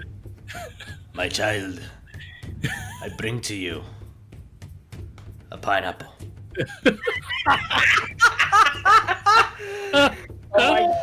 Oleg, now you're seeing Rognarv on all fours just licking the dirt in the pineapple.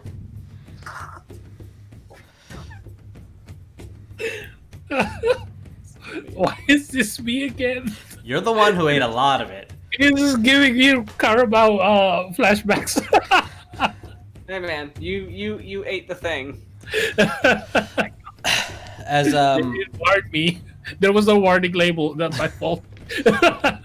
as this is happening, Addy, you start getting that lightheadedness of like, you should probably sit down soon. It's gonna happen. I cannot hear you if you spoke.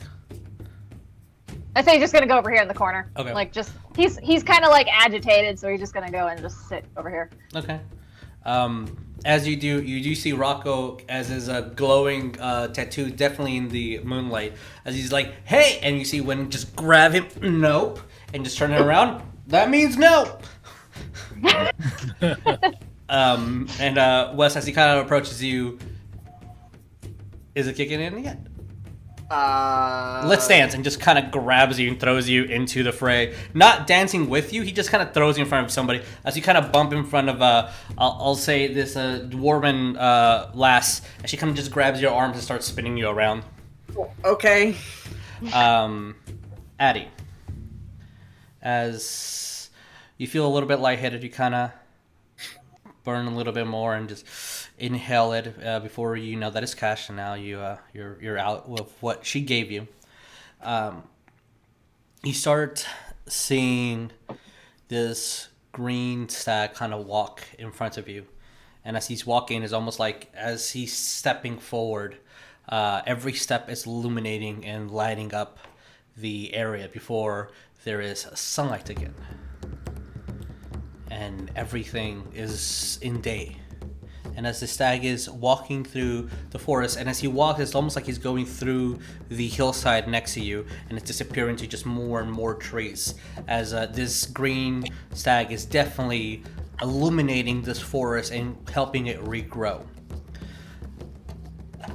As you kind of open your eyes and you see the fires before you close them again, and then just an aggressive drum beats that kind of throws you a little bit off. And as you look back at this stag, you see that it's panicked and it starts running as the whole forest starts catching on fire. And you keep running throughout the forest, trying to find something, anything. You're finding nothing but people running. The forest keeps on burning and burning and burning, and you start running until you go to the edge with these this hillside, and it doesn't leave. You don't leave. And the forest keeps on burning and burning until there is this sensation of, I need to leave. And as soon as the stag jumps over this large hillside and falls down, you see that it stumbles onto water. And you notice that you're outside the forest, further than you've ever been in your life.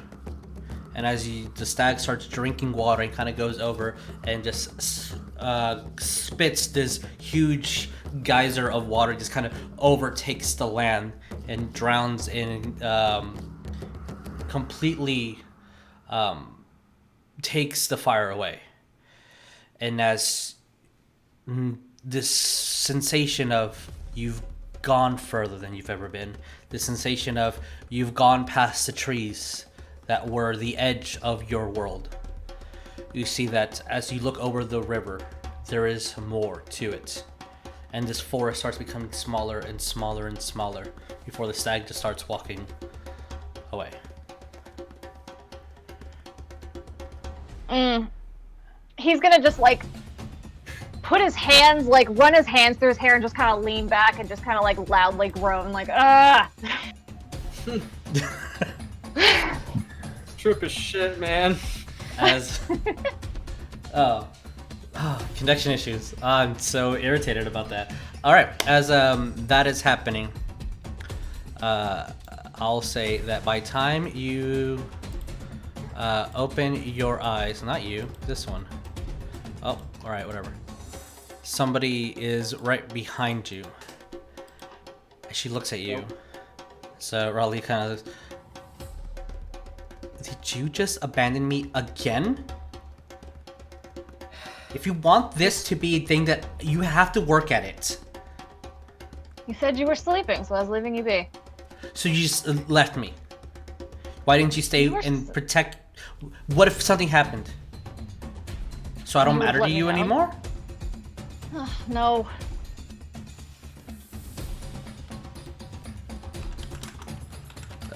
I'm here again. I'm here now. What would you like to do? I don't know. What do you want to do? Since apparently I'm at the bottom of your radar and you only think about yourself. Not true. As he's just gonna like kind of stammer with his words, like just like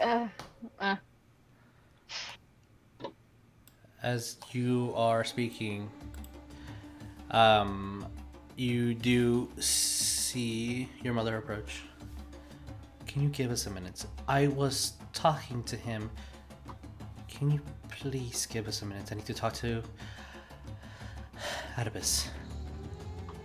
I know you're in charge of everything here, but we were literally just talking. You are interrupting what could be one of the most important nights of my entire life. Don't you want us to grow? Isn't it the whole purpose of this? As he looks, I need to talk to him. It's very important. And Raleigh kind of goes in between you, for the purposes of the stream, in between both of you. Oops. And says you have to choose, me or her.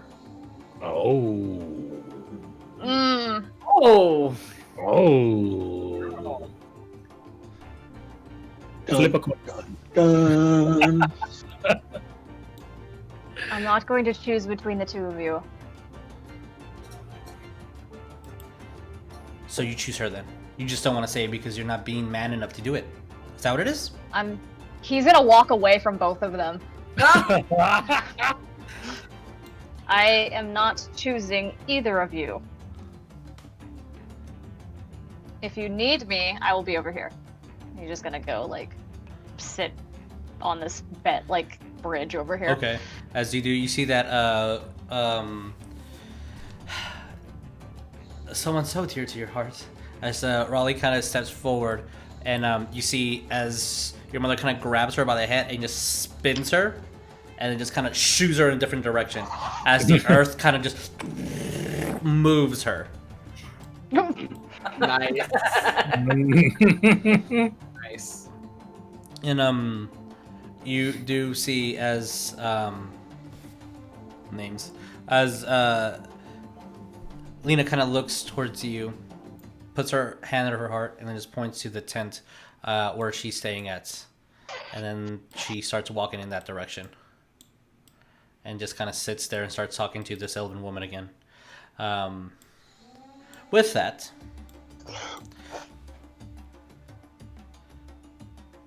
West. Yes. You said you just drank the whole thing, right? Because it was just given to you? Yeah, I did. Like, if Okay. it was like a small, like, bowl or cup or something, you just. You're seeing a lot of animals throughout. Yeah. Since technically you're dancing, I'll put you right here, just for the purposes of the story. As you are moving and dancing around, you see kind of a boar move around. You kind of give a spin before it becomes a little too much. You kind of just sit down because everything's just dizzy. at a stone that's nearby. You see this hawk fly around, sit down, and you see someone looks like they're about to approach you to extend their hand before someone else just kind of shoves them, and then they start dancing together. You've seen a lot of animals throughout, for sure. Yeah. But one kind of intrigues you, as across the flames you see, as I need to check my layers. Yep. What you see is a raven. Oh. And it's kind of looking at you, and you see this sunken, hollow black eye. As and it's not unusual for these things to happen, but as the raven kind of flaps its wings over, approaches you, not in the fire, over here. That approaches you, and you see that the raven, as it's about to sit down, the wings expand into arms, and this elven man sits down next to you.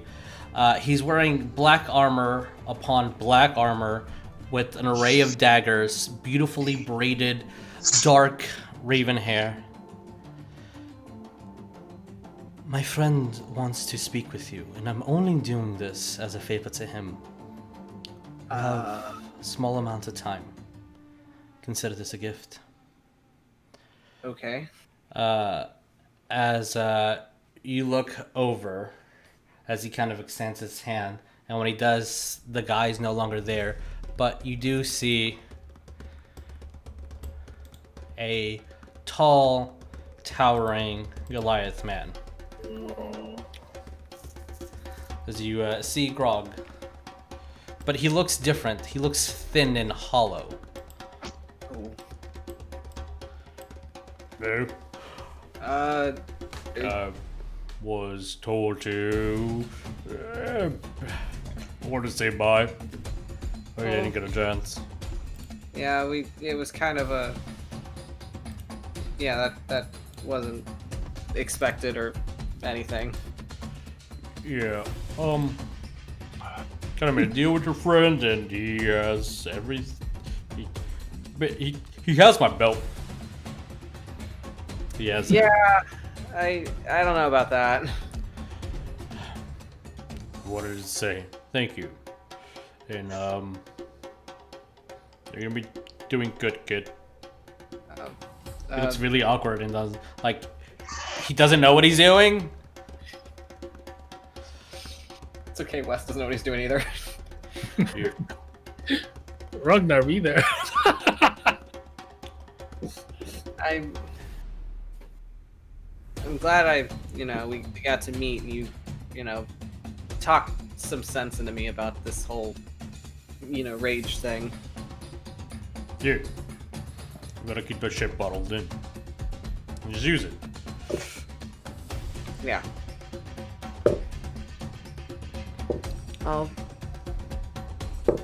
I'll definitely keep your words in mind, and I'll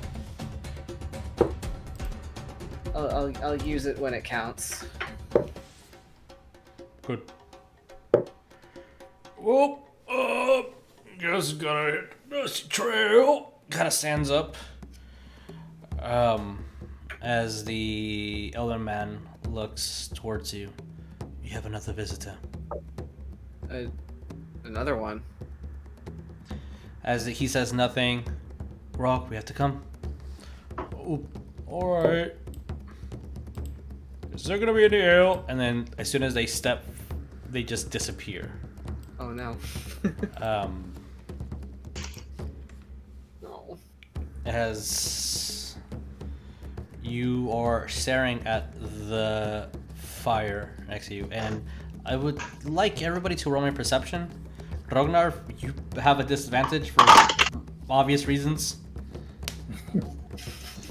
I don't know, like, should I even roll? I mean, you're rolling in the dirt. Your perspective might be a little bit different than everybody else's, but 17 on Rognarv. 17? 17 for Addy. All right, Addy sees it. 26. With 26, you definitely see this, and it makes sense that you're so close. As I will say that you probably start sitting down next to him as it seemed like Wes was talking to himself, but not in a weird way that like Rognarv was doing. As everybody sees this, Rognarv, you see Wes literally become fire, and they start like molding together, and everybody else just looks at Wes as he's literally talking to this this circle, this pits of fire. And as he does, I'm trying to get a reconnect so I can get. Okay, cool. I have everybody's face now. Oh, What? As what's happening? Huh? I don't know what's happening. What are you talking about? West. I'll smile on his face. He's plotting. Why did you- it everyone's face? You My hear questions, exactly. from that one man inside your head. Yeah. Wait. Pay attention. Okay. As the flames start moving and shaping and growing, you hear a voice, gentle and old. Child, reach into the fire. I've given you a gift. Be the first to ignite this flame. And you see from within the fire, there is a seed on top of a log that is currently burning. Okay. I'm gonna like reach forward and I'm just gonna like kind of stop a bit, just you know, speaking to the friend in my head. You're not gonna slap my hand this time, are you? He says nothing. I'll kind of reach into the fire to grab the seed. As you do, you hear that the flames again speak. Nurture it. Let it grow. Let the seed become something important to you. Show me that through these fires you can create life, that you can bring a balance.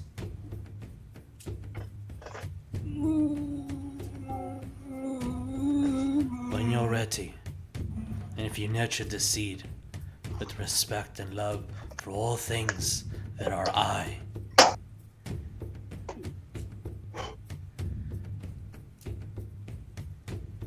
Ariell was right about you. And you see this black seed. It kind of looks, it's maybe about an inch. It's a huge, it almost looks like stone to you. And it feels smooth, like steel. But it's just a seed.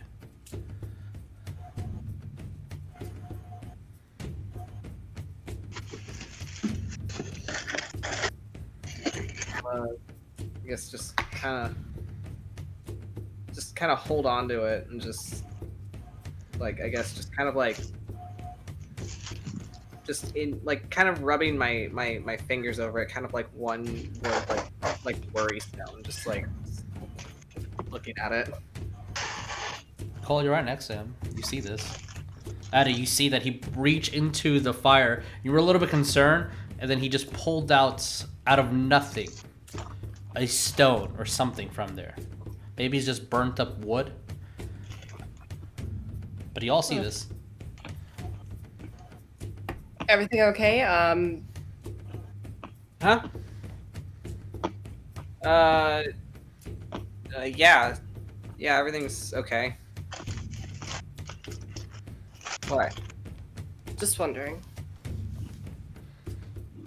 Why, did something weird happen that I didn't notice, or? Well, aside from you reaching into the flames, Well, yeah, there was a... I'm just gonna, like, kind of hold it up. I'm like, yeah, there's a thing in there. Just wanted to... it just looks like a seed.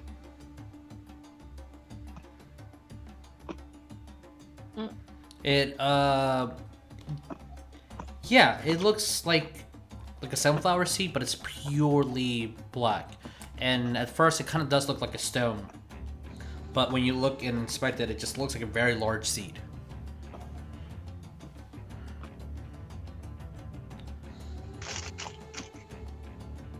you know.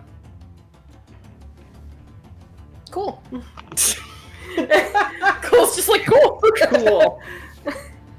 It's like, hey, I mean, Addie said that this was going to be a good thing for you to do and come here. Maybe this is one of those things. I don't look a gift horse in the mouth. I mean...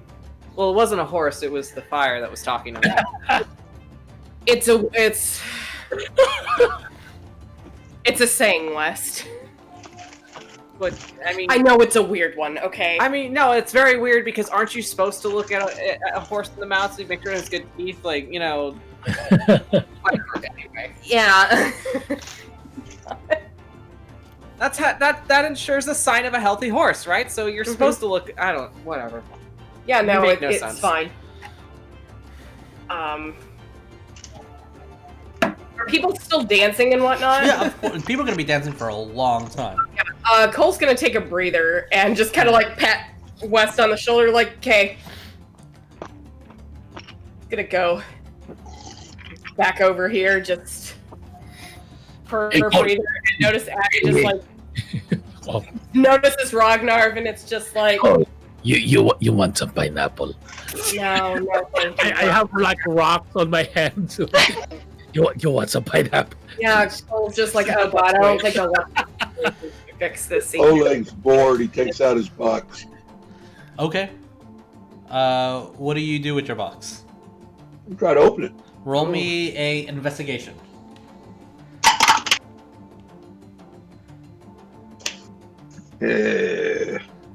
11. As you move it, it's going to take you about an hour as you're kind of spinning dials and shaping this Rubik's Cube. And you're forming into different shapes, and it almost looks like every time you think you have an equation, everything looks aligned, nothing happens. And nothing happens, and nothing happens, and nothing happens. Unfortunately for that hour, you do not open the box. Okay. Anything else that you want to do, Oleg? Huh? Anything else that you would like to do? Try to open the box. All right. You can try again. It's one roll per hour, pretty much. Okay. Yeah, Cole noticing Addie in the back, just kind of like, everything okay? It's a relative term. Just don't worry about it. He's just gonna get up and start heading towards over here. Okay. As you are approaching, you will see one thing that that you're not sure if you were supposed to see, but as I'm grabbing GM layers, oh come on, there we go.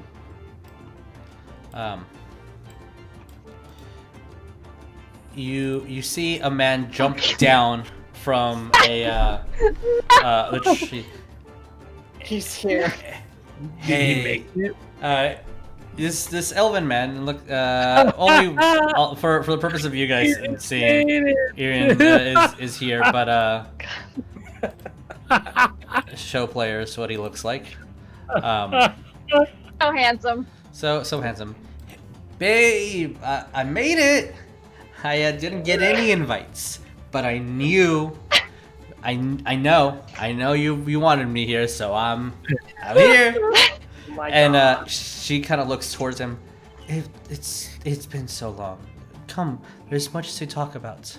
And as he gets closer, you can't resist the charm. And exactly. And she just snaps her fingers, and you see these two bears grab him by the hands as their mauls are on his arms. Okay, next up, rain check. I got it. And he starts being carried off by bears. Exit stage left, pursued by bear. But Addie, you see that and like, alrighty then, and you can approach your mother.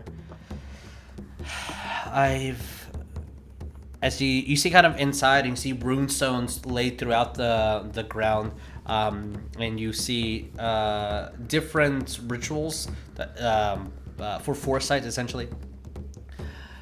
I've been doing a lot of meditation, and it seems that you've outgrown a lot of what's going on here.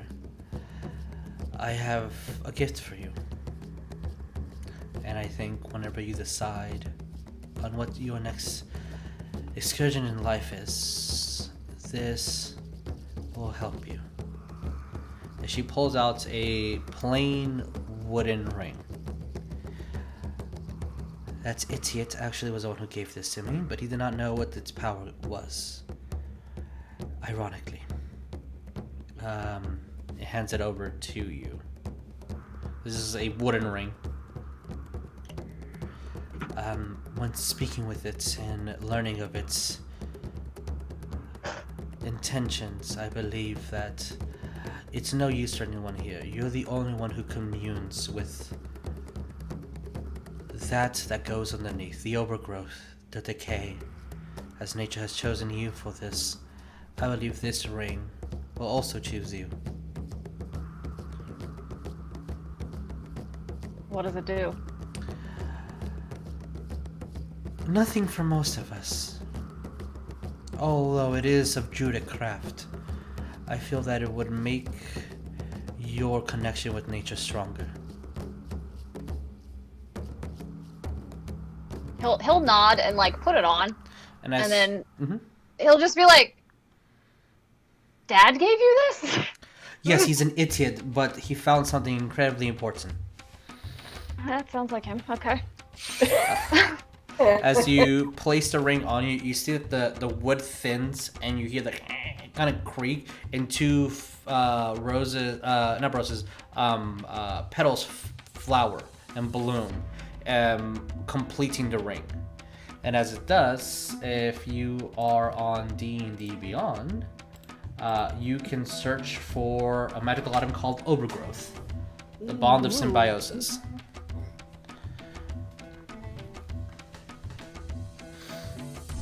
And it does require attunement. So there you go. For the next hour, you can attune to it and you learn its properties. Neato. Yep. But have fun. Just... And kind of looks over towards the runestones on the ground. You are destined for some great things. I know that you were in a lone tribe, but you may have just found your...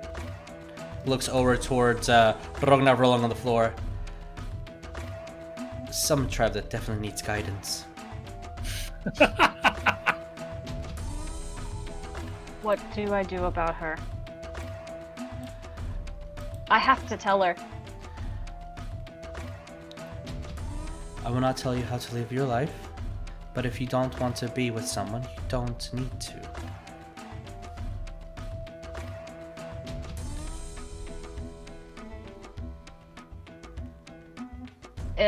Is it strange to say I'm worried about her? What she would do? Well, there are people that will make sure she's okay, but remember, you are a teacher in life. You can give guidance and wisdom to anyone around. It does not mean that they have to follow that. Everyone chooses their own path. Everyone walks and feeds and gives life to this world. And so life will protect. But if you're stupid, you will get hurt.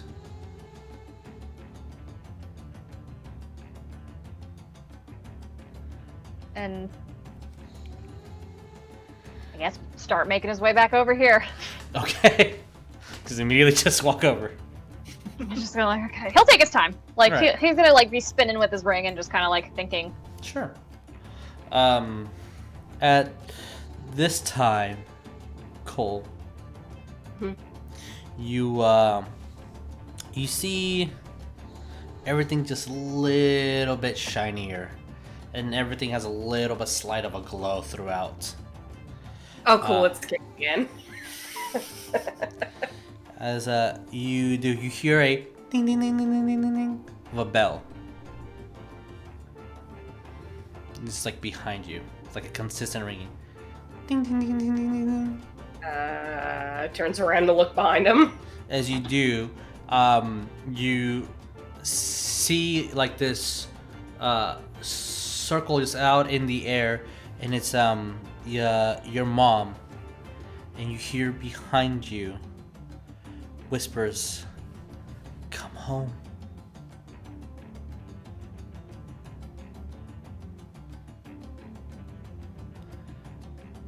And she's looking at you, and that she's saying something to you, and you would imagine you would be hearing it from a front, but you start hearing it from the side.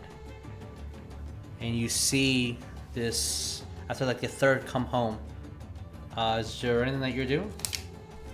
Any response? Yeah, it's like, why? You see these. She just repeats, "Come home." A couple of seconds, "Come home."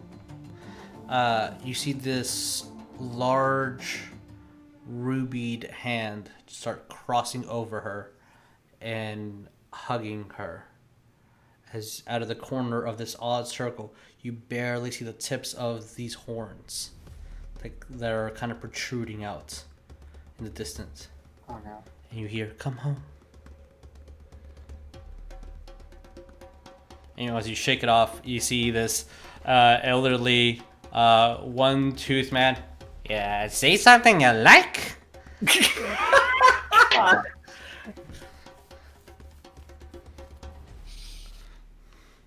I know Rocco said don't drink the water, but Cole's gonna kneel over here and he's gonna just scoop some and splash it in his face. Okay, you splash water in your face.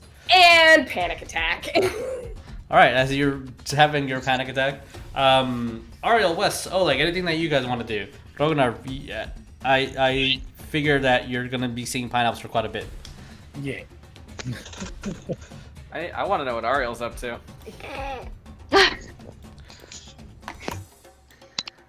This is a good question.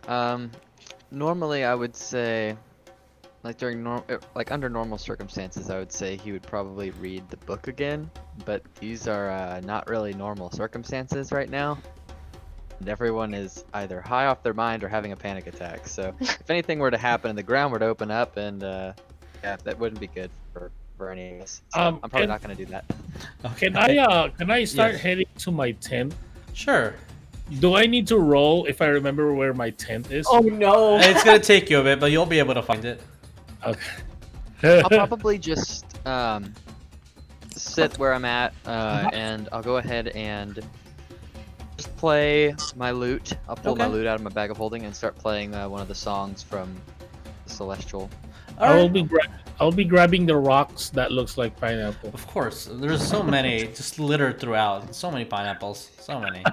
Every 5 steps, it's like, oh, another one. Collecting them as he goes. Ariell, as you're playing your lute, you will get a small gathering of people just underneath the rock, just kind of listening and vibing. You feel that the energy that you're presenting out is very calm and peaceful. So the people that are attracted to that are going to gravitate towards you and just respect the music and everything that's happening, not be routed like everybody else. Mm-hmm. Okay, cool. Is there anything specific that you wanted to do in your tent, Rognarv? No, he's just gonna go over there and admire his pineapples. Okay, you have so many pineapples. As he is closing the flaps. He probably remembers that. All right, you gotta remember how to close the flaps. Okay. Ariell, you'll eventually see Rognarv with a pile of stones goes into the tent and closes it. DM around what time of night is this? It is very cloudy, and I'll say that it will be like a half moon. Okay. Because once he calms a little bit, Cole's gonna pull out the scrying mirror again, like really shakily, and he's gonna try scrying on his mother again. Sure. As you do, you see in the middle of the living room as there's a giant pot being made, and she's just currently stirring it, tasting something, and he goes into the kitchen, and you see that she's cutting up more vegetables and grabs a little bit of meat and kind of just throws it in there. She's just making dinner. Okay, he's And he's just gonna kind of like dismiss the scrying after that. Just. Okay.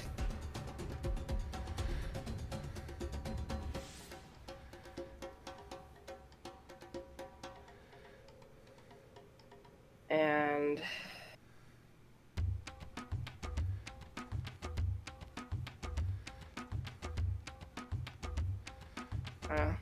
Okay. I'm still trying to figure out. Sorry. Sure, no problem. Oleg, anything specific that you want to be doing? Has an hour passed? Yeah, I'll say that an hour has passed. Try again. 17. 17. You feel that you got a lot more of this done, but it's not doing what... You're not infuriated, you're not mad, and it almost looks like the time passes by, and it's just because you're noticing the flames and how much log has been moved here and there. You notice like it's been a bit. It's been a couple of hours.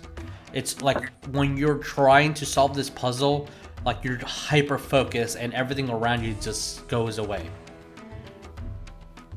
All right. Staying at it. All right. Wait for the next hour to No pass. problem. Anybody else want to be doing anything specific? If not, Addie, you were approaching your friend. Yep. My friend. Yeah, he's gonna head over there. Okay. Boop. As Is she like standing there, or is she stuck behind something? Is she? She was going on? staring at everything that's been happening, just awkwardly. She could have hurt me. Do you see this? And she kind of looks at her feet, completely dirty but fine. Oh, she wouldn't? No. Just because she's the oldest, she thinks she's like the second oldest. But anyway, she starts grabbing your hair and like twisting it. So, ready to gather what we were going to do tonight? He'll just like have his head tilted as she's like playing with his hair, and he'll just like reach his hand out for hers. Okay. Let's go. Grabs your hand. What would you like to do? You. Oh. Oh. How loud are they being? Oh, I mean, it's like a normal thing there, so like they're not being quiet about it. Like yeah, no, it's not even subtle. Yeah, Cole's like, oh. Cough loudly.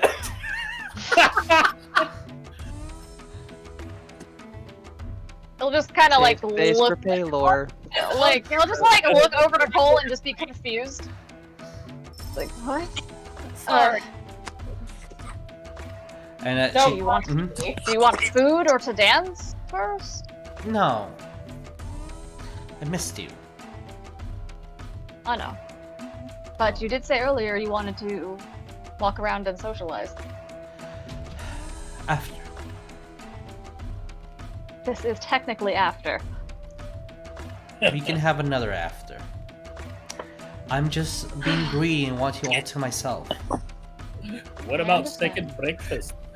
Oh my god. Again, if Cole hears that, you will just see the eye roll. Oh. Oh! That's- Like, he's not saying anything, he's like... but you said that you're eye rolling, and Yeah, as that's- I roll that's perception, you'll see that she, Addie, she kind of moves her hand over, and you see the water kind of receding a little bit. It kind of shapes into this snake, like this cobra, and it just strikes at Cole from behind you as your head jerks forward and you're completely soaked. Fantastic. So That's shall what we? I'm called for. He was being nosy. I think he's jealous of me too. He's jealous of what I have and what he can't. You say that about everyone. That's because it's true.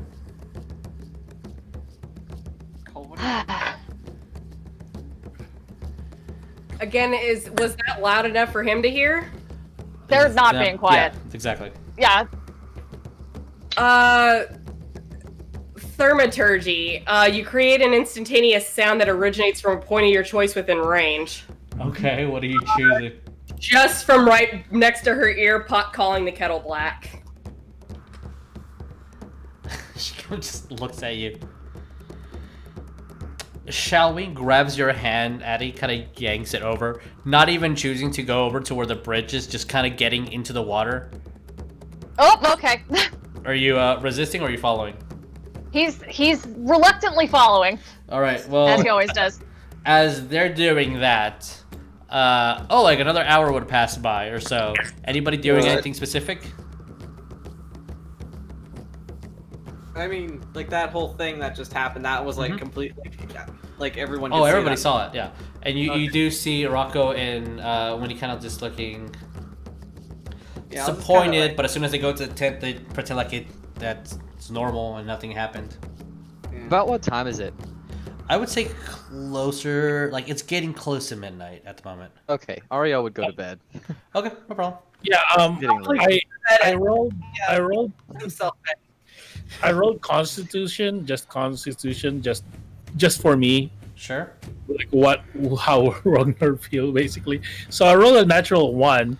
So Rognarv is passed out of the tent. Yeah, You hear snoring Rock all over. Yeah, and rocks all over him. Top of him on the I side. believe that Ariel and Rognarv are sharing the same tent, and Ariel's just like tucked in his nice little cot like a good boy. He's ready to go to bed. He's doing his evening prayers, and then there's Ragnar just off to the side, just like. Ariel, as you do I love come rocks. in, you do see little metallic hands kind of grab out of the bag of holding, pull up a blanket and put it over Rognarv and start moving stones out of him. As Brahm is tucking you in. Aw. That's so cute. Yeah.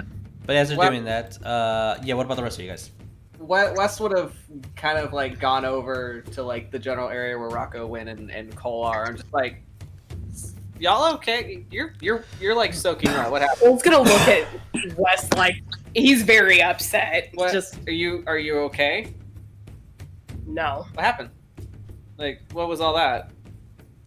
Fuck if I know. Do we need to go fight her? I'll go kick her ass.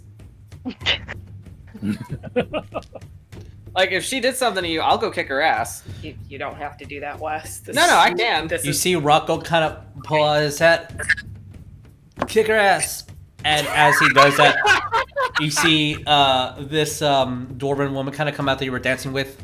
I second that, and then kind of grabs him and they go back into the tent. Like, if I look in that general area, like, does Addy look like he's like in trouble? Like, he looks like he doesn't He want to. looks like he was annoyed, maybe. He's like defeated. Like just. Ugh. But also, they're in a tent right now. Oh, okay. Flap open or close. I don't know. Addie's a flap open and close. At least you would probably have it closed. He has his earpiece still. Oh, Rocky Talkie is still active. He's not pressing it right now. what? Why are you looking at No. Because just West just taking his little Rocky Talkie. Let's use this D20. Hey, Addy, do you need me to come rescue you? Because, what the fuck? As you say that, you hear, "What the fuck, Eddie?" screaming from in there. You see a half-naked woman run. Oh my god, tent! Get out of my way! Come out and just yell, like trying to cover something, but not really, just like draped over before it just kind of really blocks nothing. I guess he's over here. Who was that? That was one of. It's this. He's gonna take it out of his hair and like show it to her. It's this. It's like a. message thing. They can't hear you unless I hit the button. They can talk. raising my hand. Oh, there he is.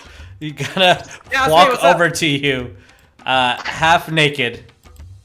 That's disgusting. Like she's like trying to cover herself and everything. No, not at all. Okay, good. I thought she was like trying to cover herself. Not, like, She kinda did, and then just got angry when you responded. Okay. I'm standing there. Don't take the only good thing that I have. And just Don't tell me what to do. walks away from you and go back into the tent. Grabs Addy and almost like throws him in there.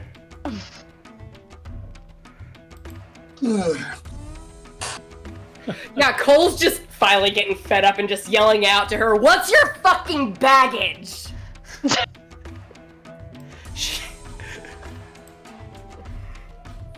She says nothing out loud, but in the tent, Addy, West into the Rocky Talkie. Cole wants to know what your fucking baggage is. does he hear that?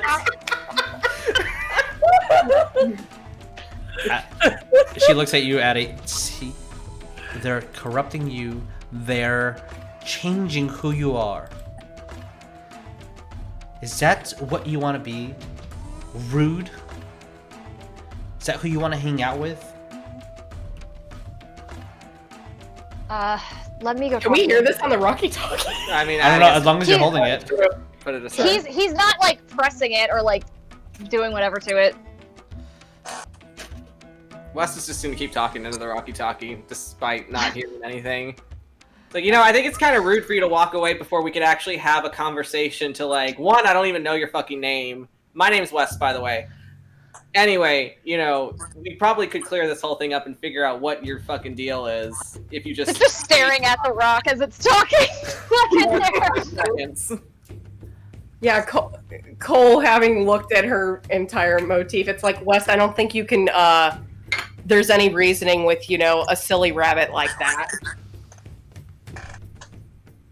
Let me go talk to them. Just me please. saying that the offhanded. rock, just like, oh. As you step out, she kind of reaches over your hand and grabs the rock, steps outside for everyone and God to see her birthday suit, and just throws the stone at the other end of the river. Yep, alright. He just sighs and stands there for a moment and just let me talk to them. And then I'll come back. You hear, as she says, Sam closes the tent.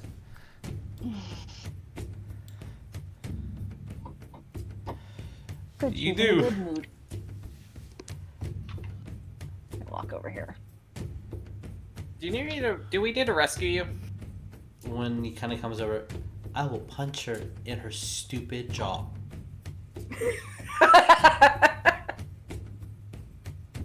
You should let her do No, that. it's fine. Oh, is it? It's not. Bro, Yeah, it's not. Cole just... Bullshit! Cole, you're like redder than usual. If he's still wet, I just imagine there's like steam coming up. It's fine. Okay, but you say so maybe this is me self-projecting onto you, but sometimes when you say it's fine, we get the feeling it's not fine. You just don't understand the circumstance. You're just saying it's fine because it's the easiest thing to say because you don't want to list all the problems currently going on in your life. I see. When he kind of like leans over Wes's shoulder, the circumstances are she's crazy. The other circumstances, she's crazy, and then she's batshit crazy. Is batshit like way worse or like? It kind of moves her head. Yeah, it's way worse. Okay.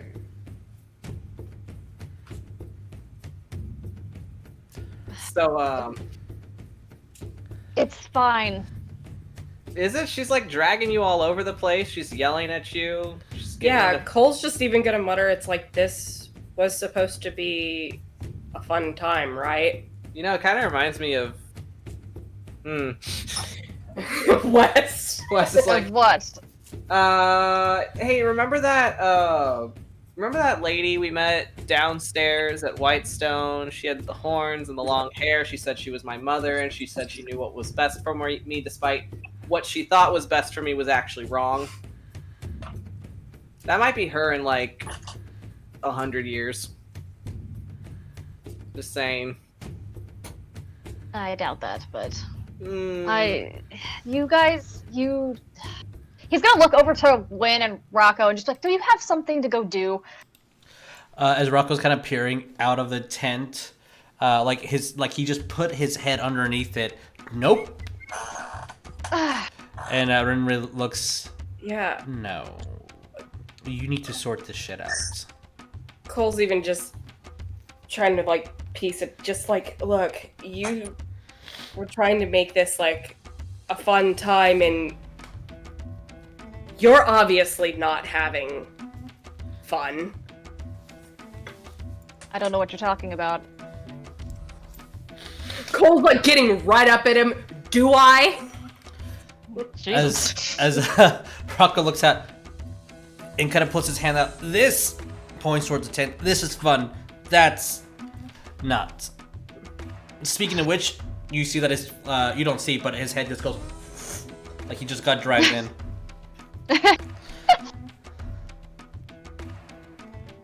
That's just how she is.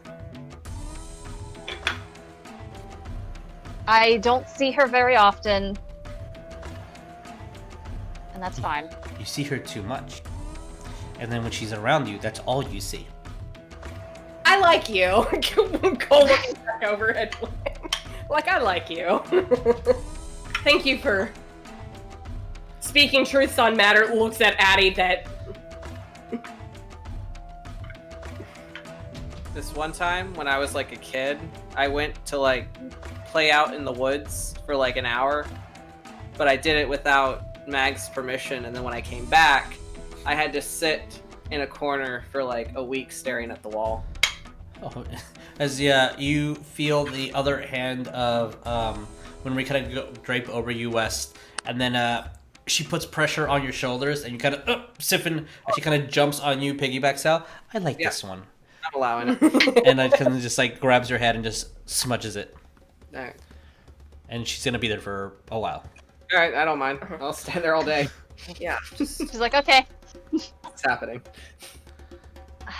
Again, you are all speaking of a situation you know nothing about. Addie, Why not? What's the word Ariell uses? Enlighten us. Enlighten us. Oh, Yeah, like you're okay. hearing this whole conversation happen as they're choosing to have it in the middle of the crossing bridge over the water. So We'll just have to block any entryway and like. Yeah, we're good at that. after like the third attempt, you're just like, oh, they're having a conversation. yeah, it's like you say that we know nothing about this when I just had to listen to maybe only 5 minutes of a conversation that happened prior.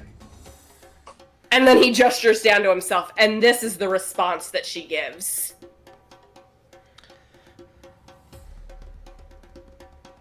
Okay, what do you want to know?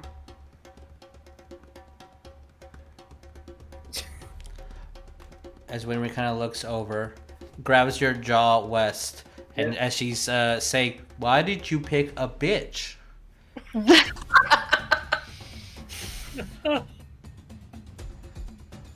Just gonna look at her, it's really funny when you do that. It's like having another person in your head talking for you. Yeah, I know. Can't imagine what that's like. I know a guy that might like you. A lot of guys like me. Okay. Obviously I can't control how she acts, but I live a bit of a solitary life. I deal with the dead people, and I travel alone, and sometimes when I am doing my work, I have difficulty separating myself from maybe kind of gestures to like the ground, like, the dead. And when I come back here, and she speaks to me, and we are together, she doesn't treat me as some chthonic being or some phantom that, you know, people talk about around a fire as if I'm some sort of fairy tale or something. She makes me feel alive and like I am a person. I mean, I'd like to think we treat you like a person. Yeah. But we have a history. So you're choosing coexisting, hold on, let me remember my words. Coexisting out of convenience and nostalgic familiarity over an actual healthy relationship. See, it's like as she continues to move your jaw west, it's like those were the. Mhm. I think those were the sentence with the most like I- biggest right? words West has ever said. That was the together. most cohesive sentence I think I've I was ever. like, Ariel's not there to help. I know. you're teaching him so much. Little floof. Ariel sits up out of bed. Wes said something smart. All right. He just rolls her. So proud. As Wes says that, and when Ree kind of grabs his jaw and is moving it for him, it's like you have a lizard brain, and she was the first one to touch your little lizard. Therefore, she's the only one. You know that's not true. She looks away from you. Oh. Kind of rolls her eyes. Anyway, I don't know. It's just how it all fell into place. And she tends to fight anyone else. Seems kind of toxic to me. I Sorry. deal with the toxic. Word Oria taught me.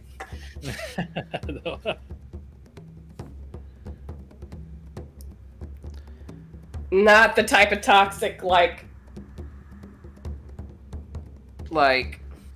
you're thinking. I mean,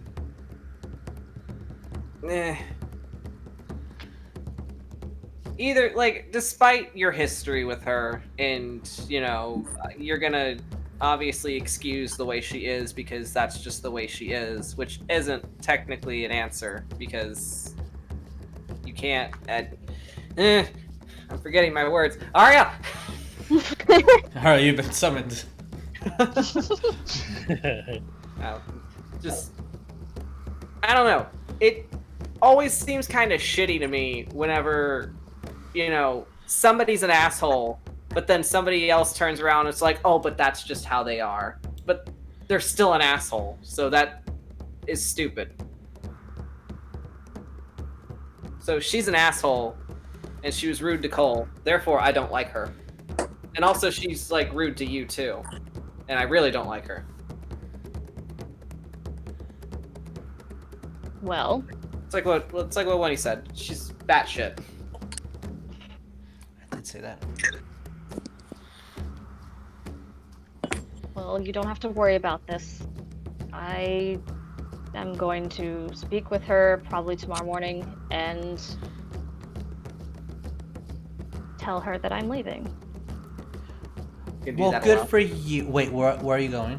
There's when Ree kind of looks at you, Winnie. I don't know. I guess us as a group have to talk about where we're going next. Cole's gonna be kind of like fidgeting a little bit.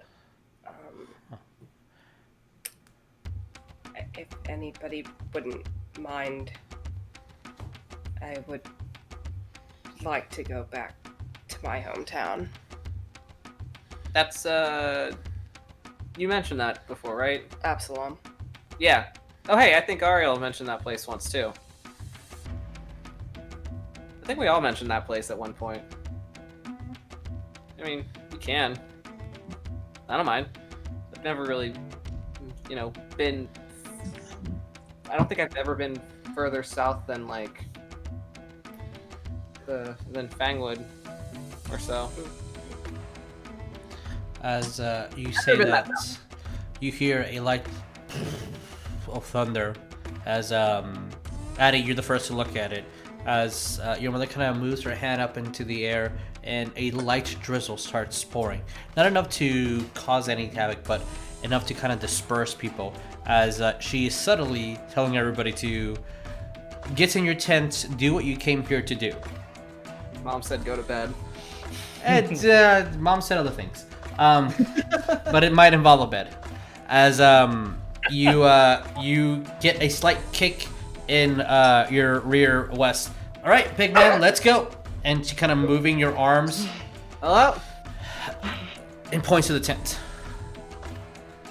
Oh, okay. As you are you going towards said tent? She's just pointing to where Rocco is. I mean, I have no idea what's going on in that tent. As she kind of reaches over, grabs a flap, you see Rocco in a very incriminating position with a dwarven woman. I need you to get out. He's like, that has been 3 times. All right, let's. As they kind of both dress a little bit and they step out, and she's like, you can come to my tent. Let's go. Oh, okay. And she's like, all right, get in. As Rocco moves over, I'll say over here. Wait, so we're going to sleep now? Is that what we're doing? Oh, honey. He kind of just closes the tent behind you. Oh no! Oh no! Oh no. Cole's And- just looking up at the rain, and I mean his braid's already soaked, but he's just gonna try to like pin it up into like a little bit of a bun, and it's like, well, I don't exactly plan on going to bed just yet,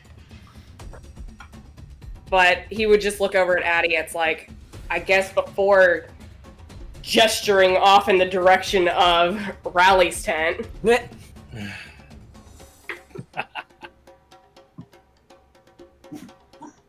Exactly. Would you just humor me to dance? He's gonna look at Addie. In the rain? Sure. Ooh. You know what? Sure. Ooh. Okay. He's not gonna be happy. He's not gonna be happy about it. He's just gonna be like, okay. It's like if you don't want to, it's fine. You don't have to. It's not that. It's he just kind of gestures over. She can wait. Oh, boy. As he'll put it, she made us wait. She made us gesturing to like the party. Us wait all night. Because we were hoping to at least have fun with it at this gathering with you. There's still time. As you guys go off into a dance, Oleg, you're approached by a woman who looks like she's the one who's managing everything magically. She approaches you. I have not seen you around, and I don't sense a spark in you. But you're the only one who has not acted like an animal. And kind of just grabs your hand, Oleg. Ooh. Do you resist or anything? Kind of look at her and say, I'm kind of busy here with this box. Well, if you want, you can be busy with me. Ooh. Oh.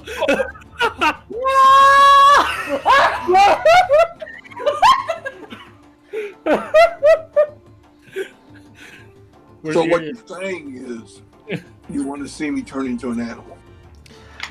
Precisely. Oh, where's Ariell? So much debauchery. And if you choose to do what you do, you do. As Ariell, Real la la la la. you hear whimpering and crying of someone. No! As there's an elven man on a stone just... Oh. So sad for him. I actually Poor feel Ariell.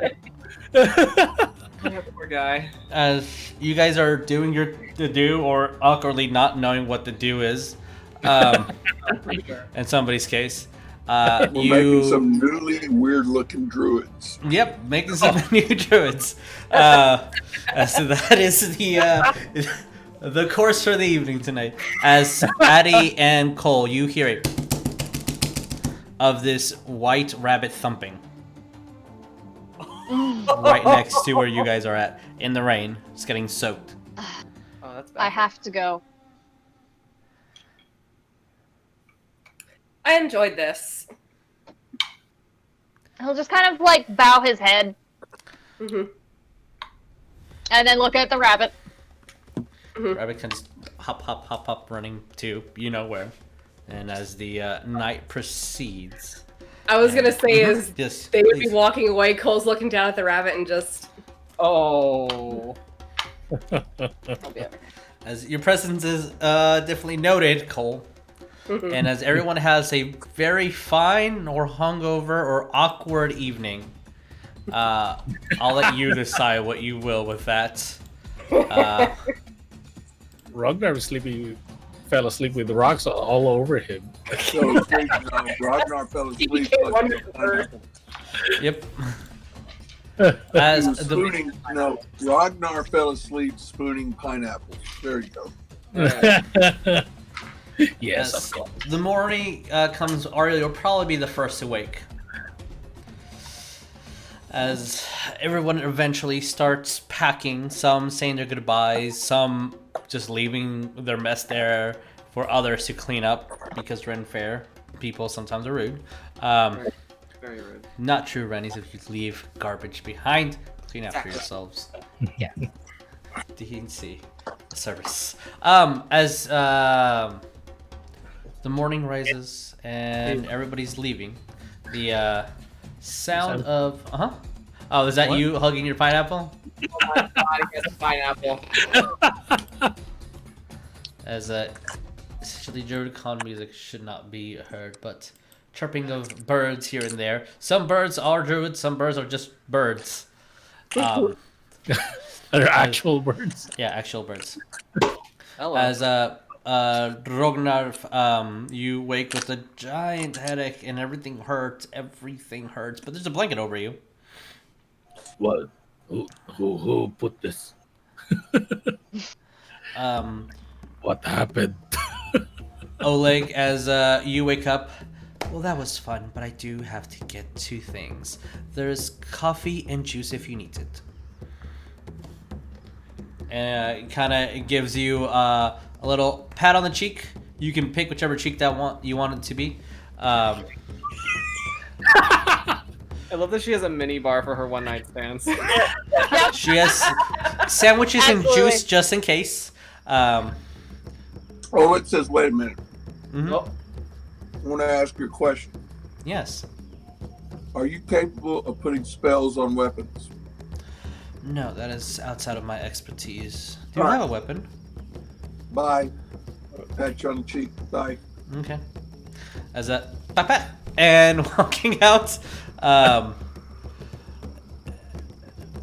however you so wish to walk out. Half of everybody outside is either in animal form or as the Lord of Choosing intended them to come out into the earth in their birthday suits.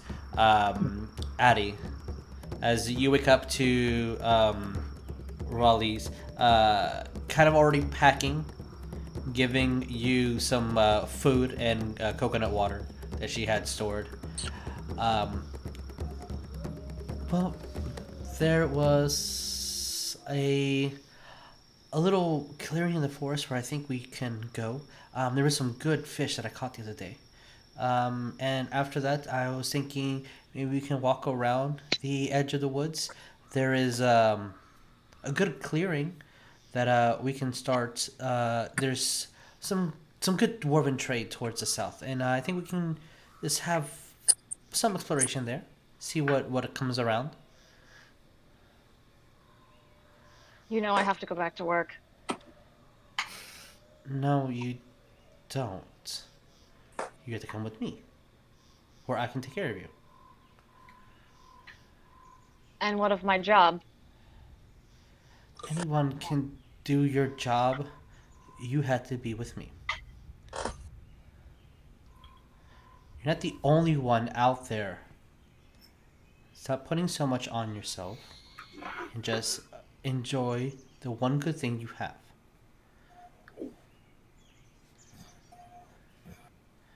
Or any of these city folk poison your mind with more nonsense. Come on, we're gonna be late. It wasn't the city folk. It's something I need to do. Like what? What could be more important? The end of the world. Don't be so dramatic. She starts packing up I'm the not- tent. I'm not being dramatic.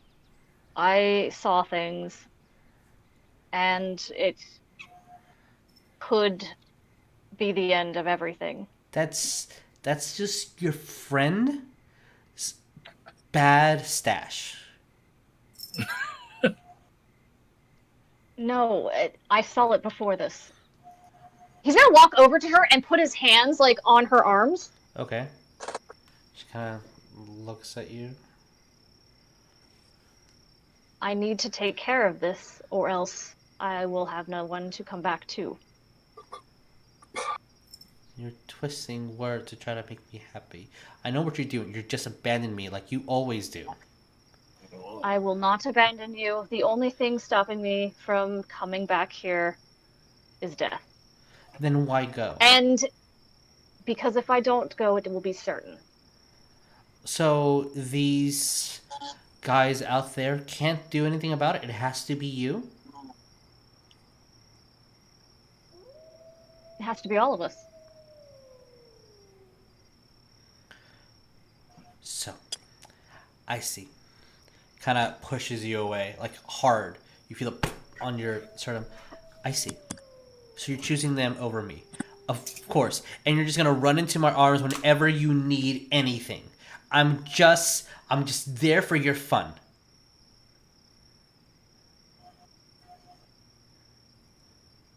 He's gonna take her hand Okay.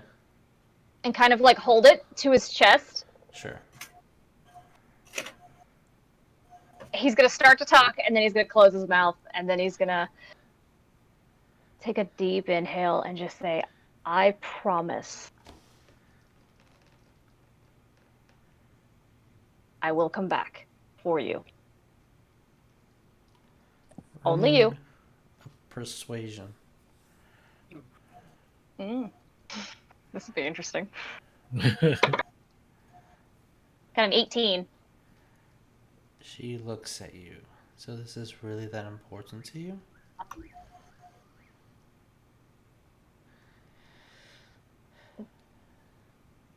At least if I go, there's a chance that everything will be okay.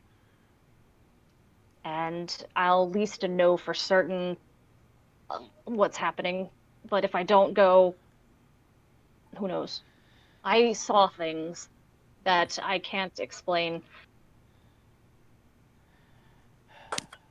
She kind of sighs. Of course, I would pick you to save the world.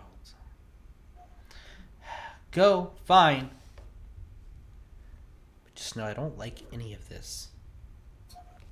And if that one over there, and like immediately just yelling towards you, Cole, wherever you may be, touches you. Cole waking up, hair a fucking mess because he didn't take it down from the bun, just like, what the fuck? Ow. What the fuck did I do? Oh, remembers from last night? I'll know about it. Kind of looks at you and has this piece of stone, the Rocky Talkie, in her fingers. Palms it. I'll know. If you have to go save the world, go. I'm not stopping you. This is your decision. And if you die, I'll kill you. Sound logic.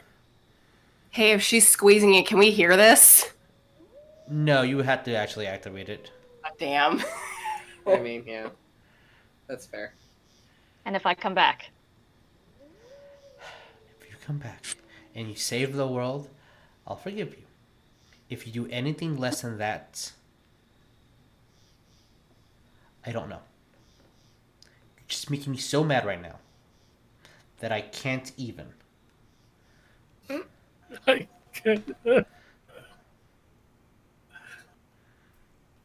is there anything I can do to soothe your mind? She kind of just closes her eyes and squints really hard. No. If the winds and the water and the trees have chosen you, then they've chosen you. I know I picked you because you are important. And there is a spark in you. That's why I love you. Just don't have to like it.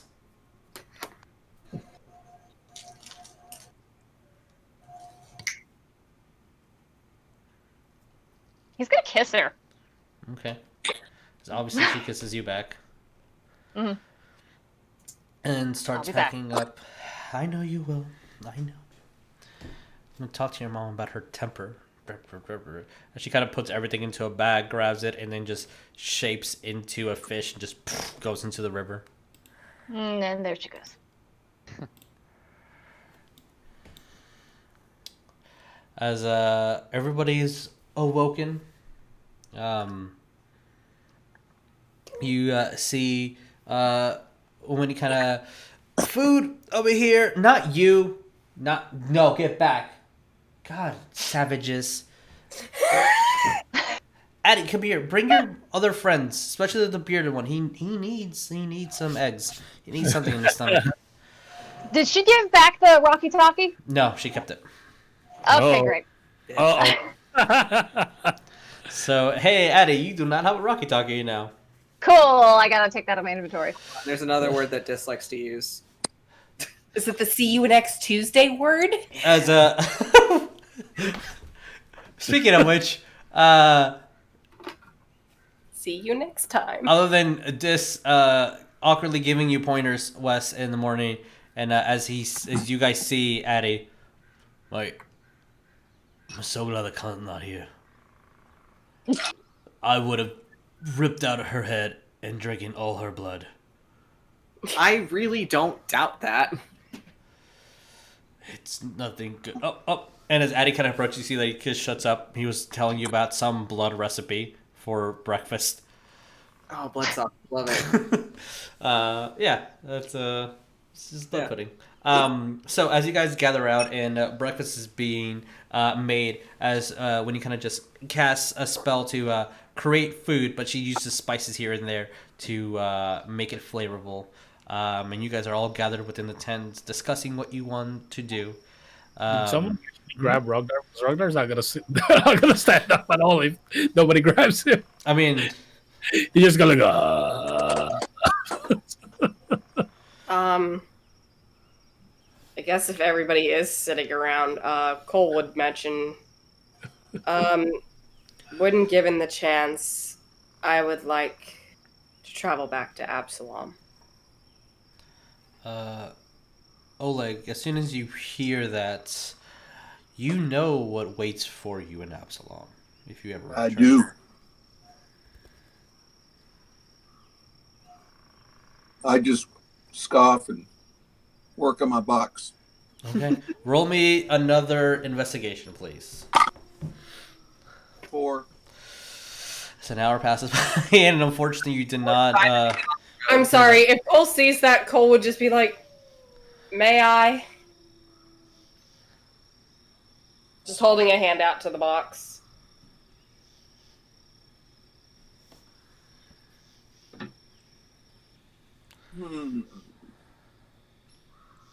What are you going to do? I was just gonna fiddle with it myself, if you don't mind. I hand I it to could you. care less what's in it. I hand it to you. Alright. Cole, roll me investigation. Also, for the purposes of this trial, it will just take the time that you guys have been here discussing. Just investigation? Yes, investigation. Oh, yeah. Well, I mean, if Ariel's there. Because if Ariel wasn't there, Wes would have like called him on the walkie-talkie, like, Ariell, breakfast. As Rognarv, you hear that. It rings so heavily. Too loud. Yeah, Ariel's pretty much always up when sun rises. Yeah, exactly. Yeah. It's like, good Rooster. morning, Paylor. Yeah. Like, you were the first one up, for sure. It's like the one that's like the most put together. Everyone else is like hungover as shit. Who's distributing waters. What did you get on your investigation? I got a dirty 20. With the dirty 20, you spend the time and you configure about 4 different possibilities. You know that there's a lot with the geometric shapes, and you're not opening it. Yeah, cool. Okay, just gives it back to Oleg. I tried. As you're in the middle before you do that, as you're still kind of fidgeting with it, as cups of clay and ceramic and one fine-looking one of glass kind of gets dust off, and food is being poured and juice is being poured towards you guys. When he's going to look towards you, Oleg, so what's that? And kind of looks towards the sword. It looks... There's something about it. What is it? The box or the sword? The sword that you would have. She specifically pointed at the sword that you were given for defeating the Doomwalker. Oh. Oh, this whole thing. This is a prize that we gain from beating the Deathwalker.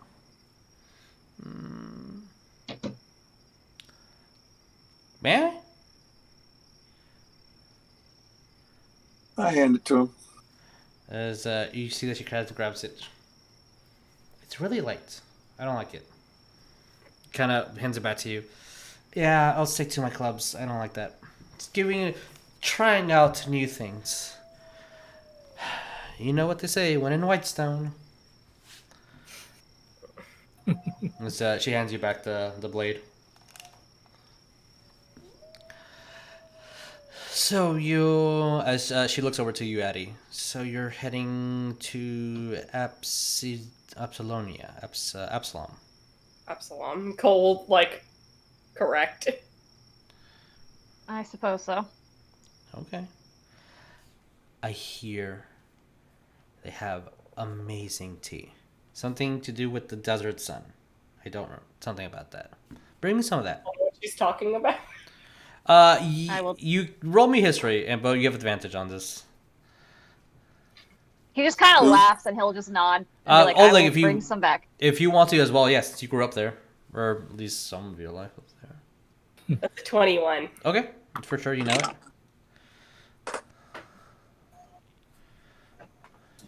14. You would know, both of you, that there is a rare flower that blooms about once every 100 years that apparently, if you drink it, is akin to an elixir. And a lot of people say that if you find it and are able to brew it, you create the elixir of life, making you never age again. Oh. That's probably what she's talking about. Since the desert sun, it's a sun orchard. That's what it's called. It has other names, but that's the biggest one. But as she's describing, she kind of makes it sound like it's plentiful everywhere. But you know that that's not the case. Yeah. So yeah, give me some of that tea. I would greatly appreciate it. I'll bring some back if I find any. Okay. Cole just being like, oh, trust me, you'll be able to find a lot of tea there. Oh, good. And a bunch of good ones. Good. As you guys eat your breakfast, converse over the idea of going to Absalom. I know that pre-game, you guys also had discussions on going to Krovasa first. I don't know if that's still a thing that you guys want to do. Head to Krovasa. Yes. Head towards a village that is known to Ariell.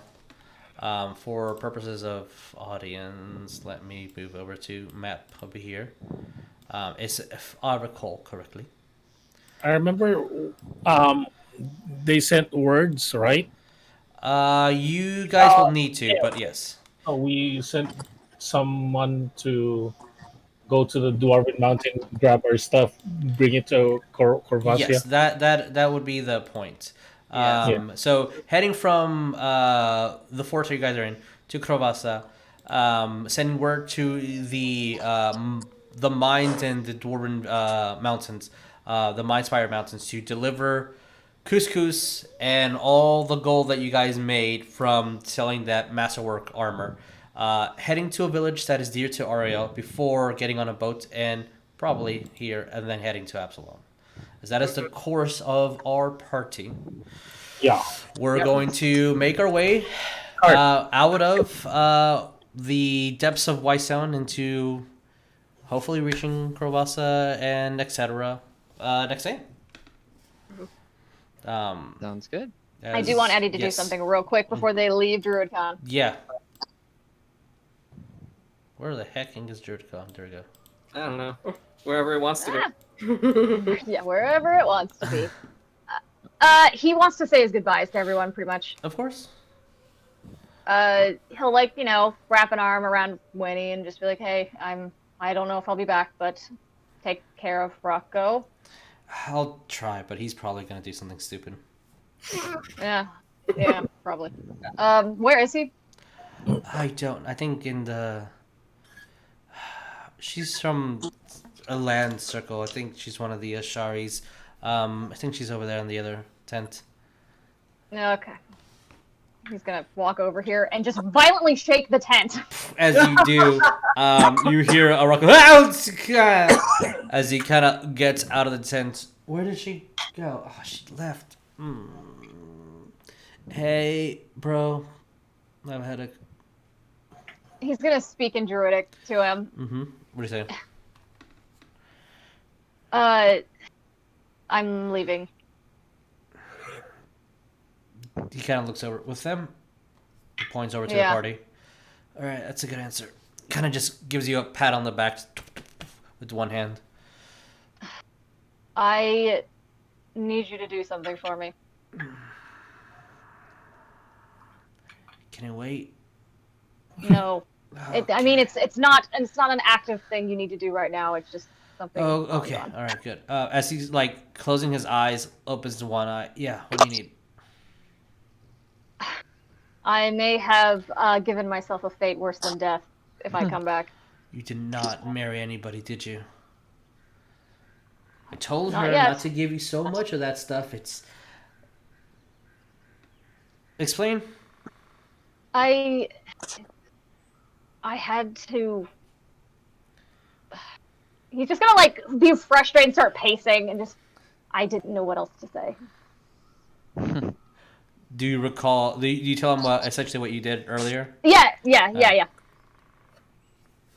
You want me to break up with your not girlfriend? No. Because she'll go ballistic, and I don't know what she's going to do. You don't fuck crazy, so I'm not doing that. What do you have in mind? You have the nerve to talk. They're all respectable women and men. You cannot. This is a king's body, and it must be polished. However you need to justify it. But I just need you to keep an eye on her. She has a device that is mine. It helps me talk with the rest of the group, and she took it. Oh. Can you get it back? What is I don't it? care. It's like this little rock. Alright. I'll get you your rock. Where are you gonna go? Where are you gonna be? Absalom, I think is it. I don't know. Oh, if you get the apparently. rock, you can talk into it. I have a And knife. you can let me know you have it, and then we can tell you where we are. Yeah, you're going to the middle of the entire planet. I'll know where you are. I'll find you. Oh, there is one thing that I did forget. Rognarv, you're going to remember a dream in a second. Oh boy. Yep. There's a little note that I really should not have glanced over, but forgot it, but I did. That's why you read your notes, DMs. Yeah, I'll get you your rock. I'll find you. They have camels there. I really want to know what a camel looks like. They're like horses, but with like a bump on their backs. That sounds disgusting. Wait until you meet them, my precious. Yeah, actually, it does. All right, Whatever. It just he like claps his hand on Rocco's shoulder and just like like a brotherly, like kind of like a shake kind of thing. He's like, give me good dreams while I'm gone. Will do. But before that, you need to utter a prayer with me and roll me a insight. Get an insight. That is a non-natural 20. Okay, as you know, he's gonna do something. Like you like just pray to our heavenly sky. Kind of opens his eye and catches you that you're looking at him. Roll me a dexterity. Okay. Shit. Here we go. Oh, that's not good. I'm gonna lower the DC because actually no, I would just say because of this, you would have advantage to this since you're like he's up to something. He's up to something. Why the hell is he saying all these weird things and making you get closer to him as he kind of is reaching over you, kind of making sure that you're having your eyes closed? Is he closing his eyes and praying to the stars in the middle of the day? What did you get total? All things. Yeah, 16. 16. As he moves his hand and tries to whack you right in the nads, as you kind of just grab it. Next time. Asshole. Okay, we're leaving on this note. Thank you. All right. Wouldn't have it any other way. I'll give you your dumb rock. Thank you. And he just kind of like leaves and like holds up his hand. Thanks. Yes, Cole. While that would all have been going on, Cole would have like gone over to basically just stand next to West and talk and just be like, when we go back to Corvassa, I want to try something. Like what? I want to see, from what you told me about this, I want to see if we can locate his body. Record scratch. Why?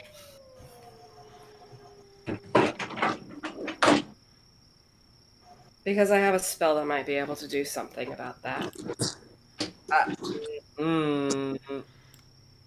Wait, what are we doing?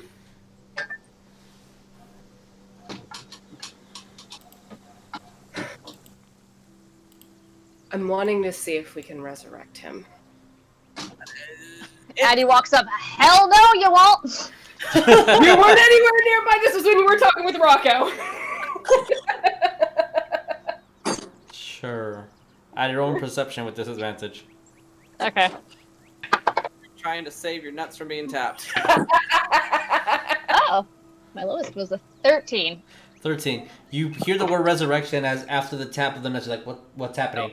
And you'll get there like a little bit after this conversation, but you'll get the gist of something about resurrection. Cole's doing something you don't approve of. Oh man, I mean, maybe we could ask Chaddington. He is kind of the guy that knows. Everything. Hopefully, I don't even know where. It's been like way over a year at this point. The point is, the person doesn't need to have been. But you need a body. Freshly dead, but I need a body. But you need a body. Yes. That's the problem. I don't know where the fuck he is. That's what we can possibly find out. Oh boy. Look. Like, what's gonna... I don't even know what would happen. I don't know how he would feel about it. I don't know. We'd probably have to ask him first. It's his body. That's important. Up to him. Good little plot line right there. What? Nothing. So, as you guys are having this conversation, Rognarv, are you all the way over here? Yeah, nobody picked me up. You heard the thing. Yeah, he's not gonna be able to walk on his own. All right, how you choose? Like at first he started walking on top of Brom, and then he was like, "Oh no, I can't get in there with this." Okay. So he goes back to the tent. So you swore you had an awful dream, but you just can't remember it. And as soon as you're opening your eyes, you see this 9-foot tall, purple-skinned hag Oh no. that we've seen before many, many, many times. Oh no. As you see, as she's just kind of scraping her nails on this stone, and you looking at her, dread in the eyes, the same hag that you killed. She looks at you. Do you think I've forgotten you? You will not rest. You will not see peace. You will not live for long. And she's just in the tent.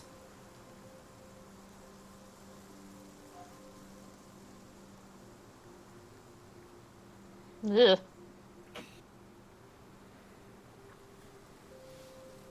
This is that death curse, I guess.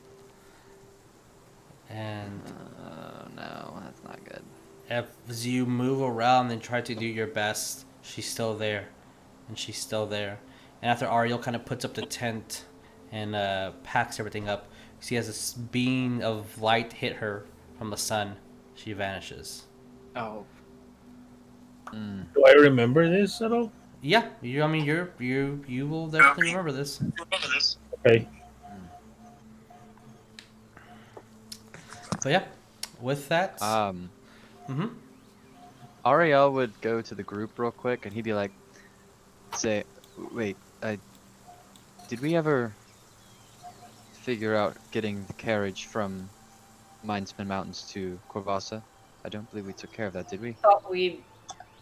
I thought last game we had talked about having them send it to Corvassa. you can for purposes of it being 30 minutes past and whatnot, Just you can say say that that. we did. Yeah, messages can be sent and communications can be had, because it is going to be, even with Wes's totem of the elk.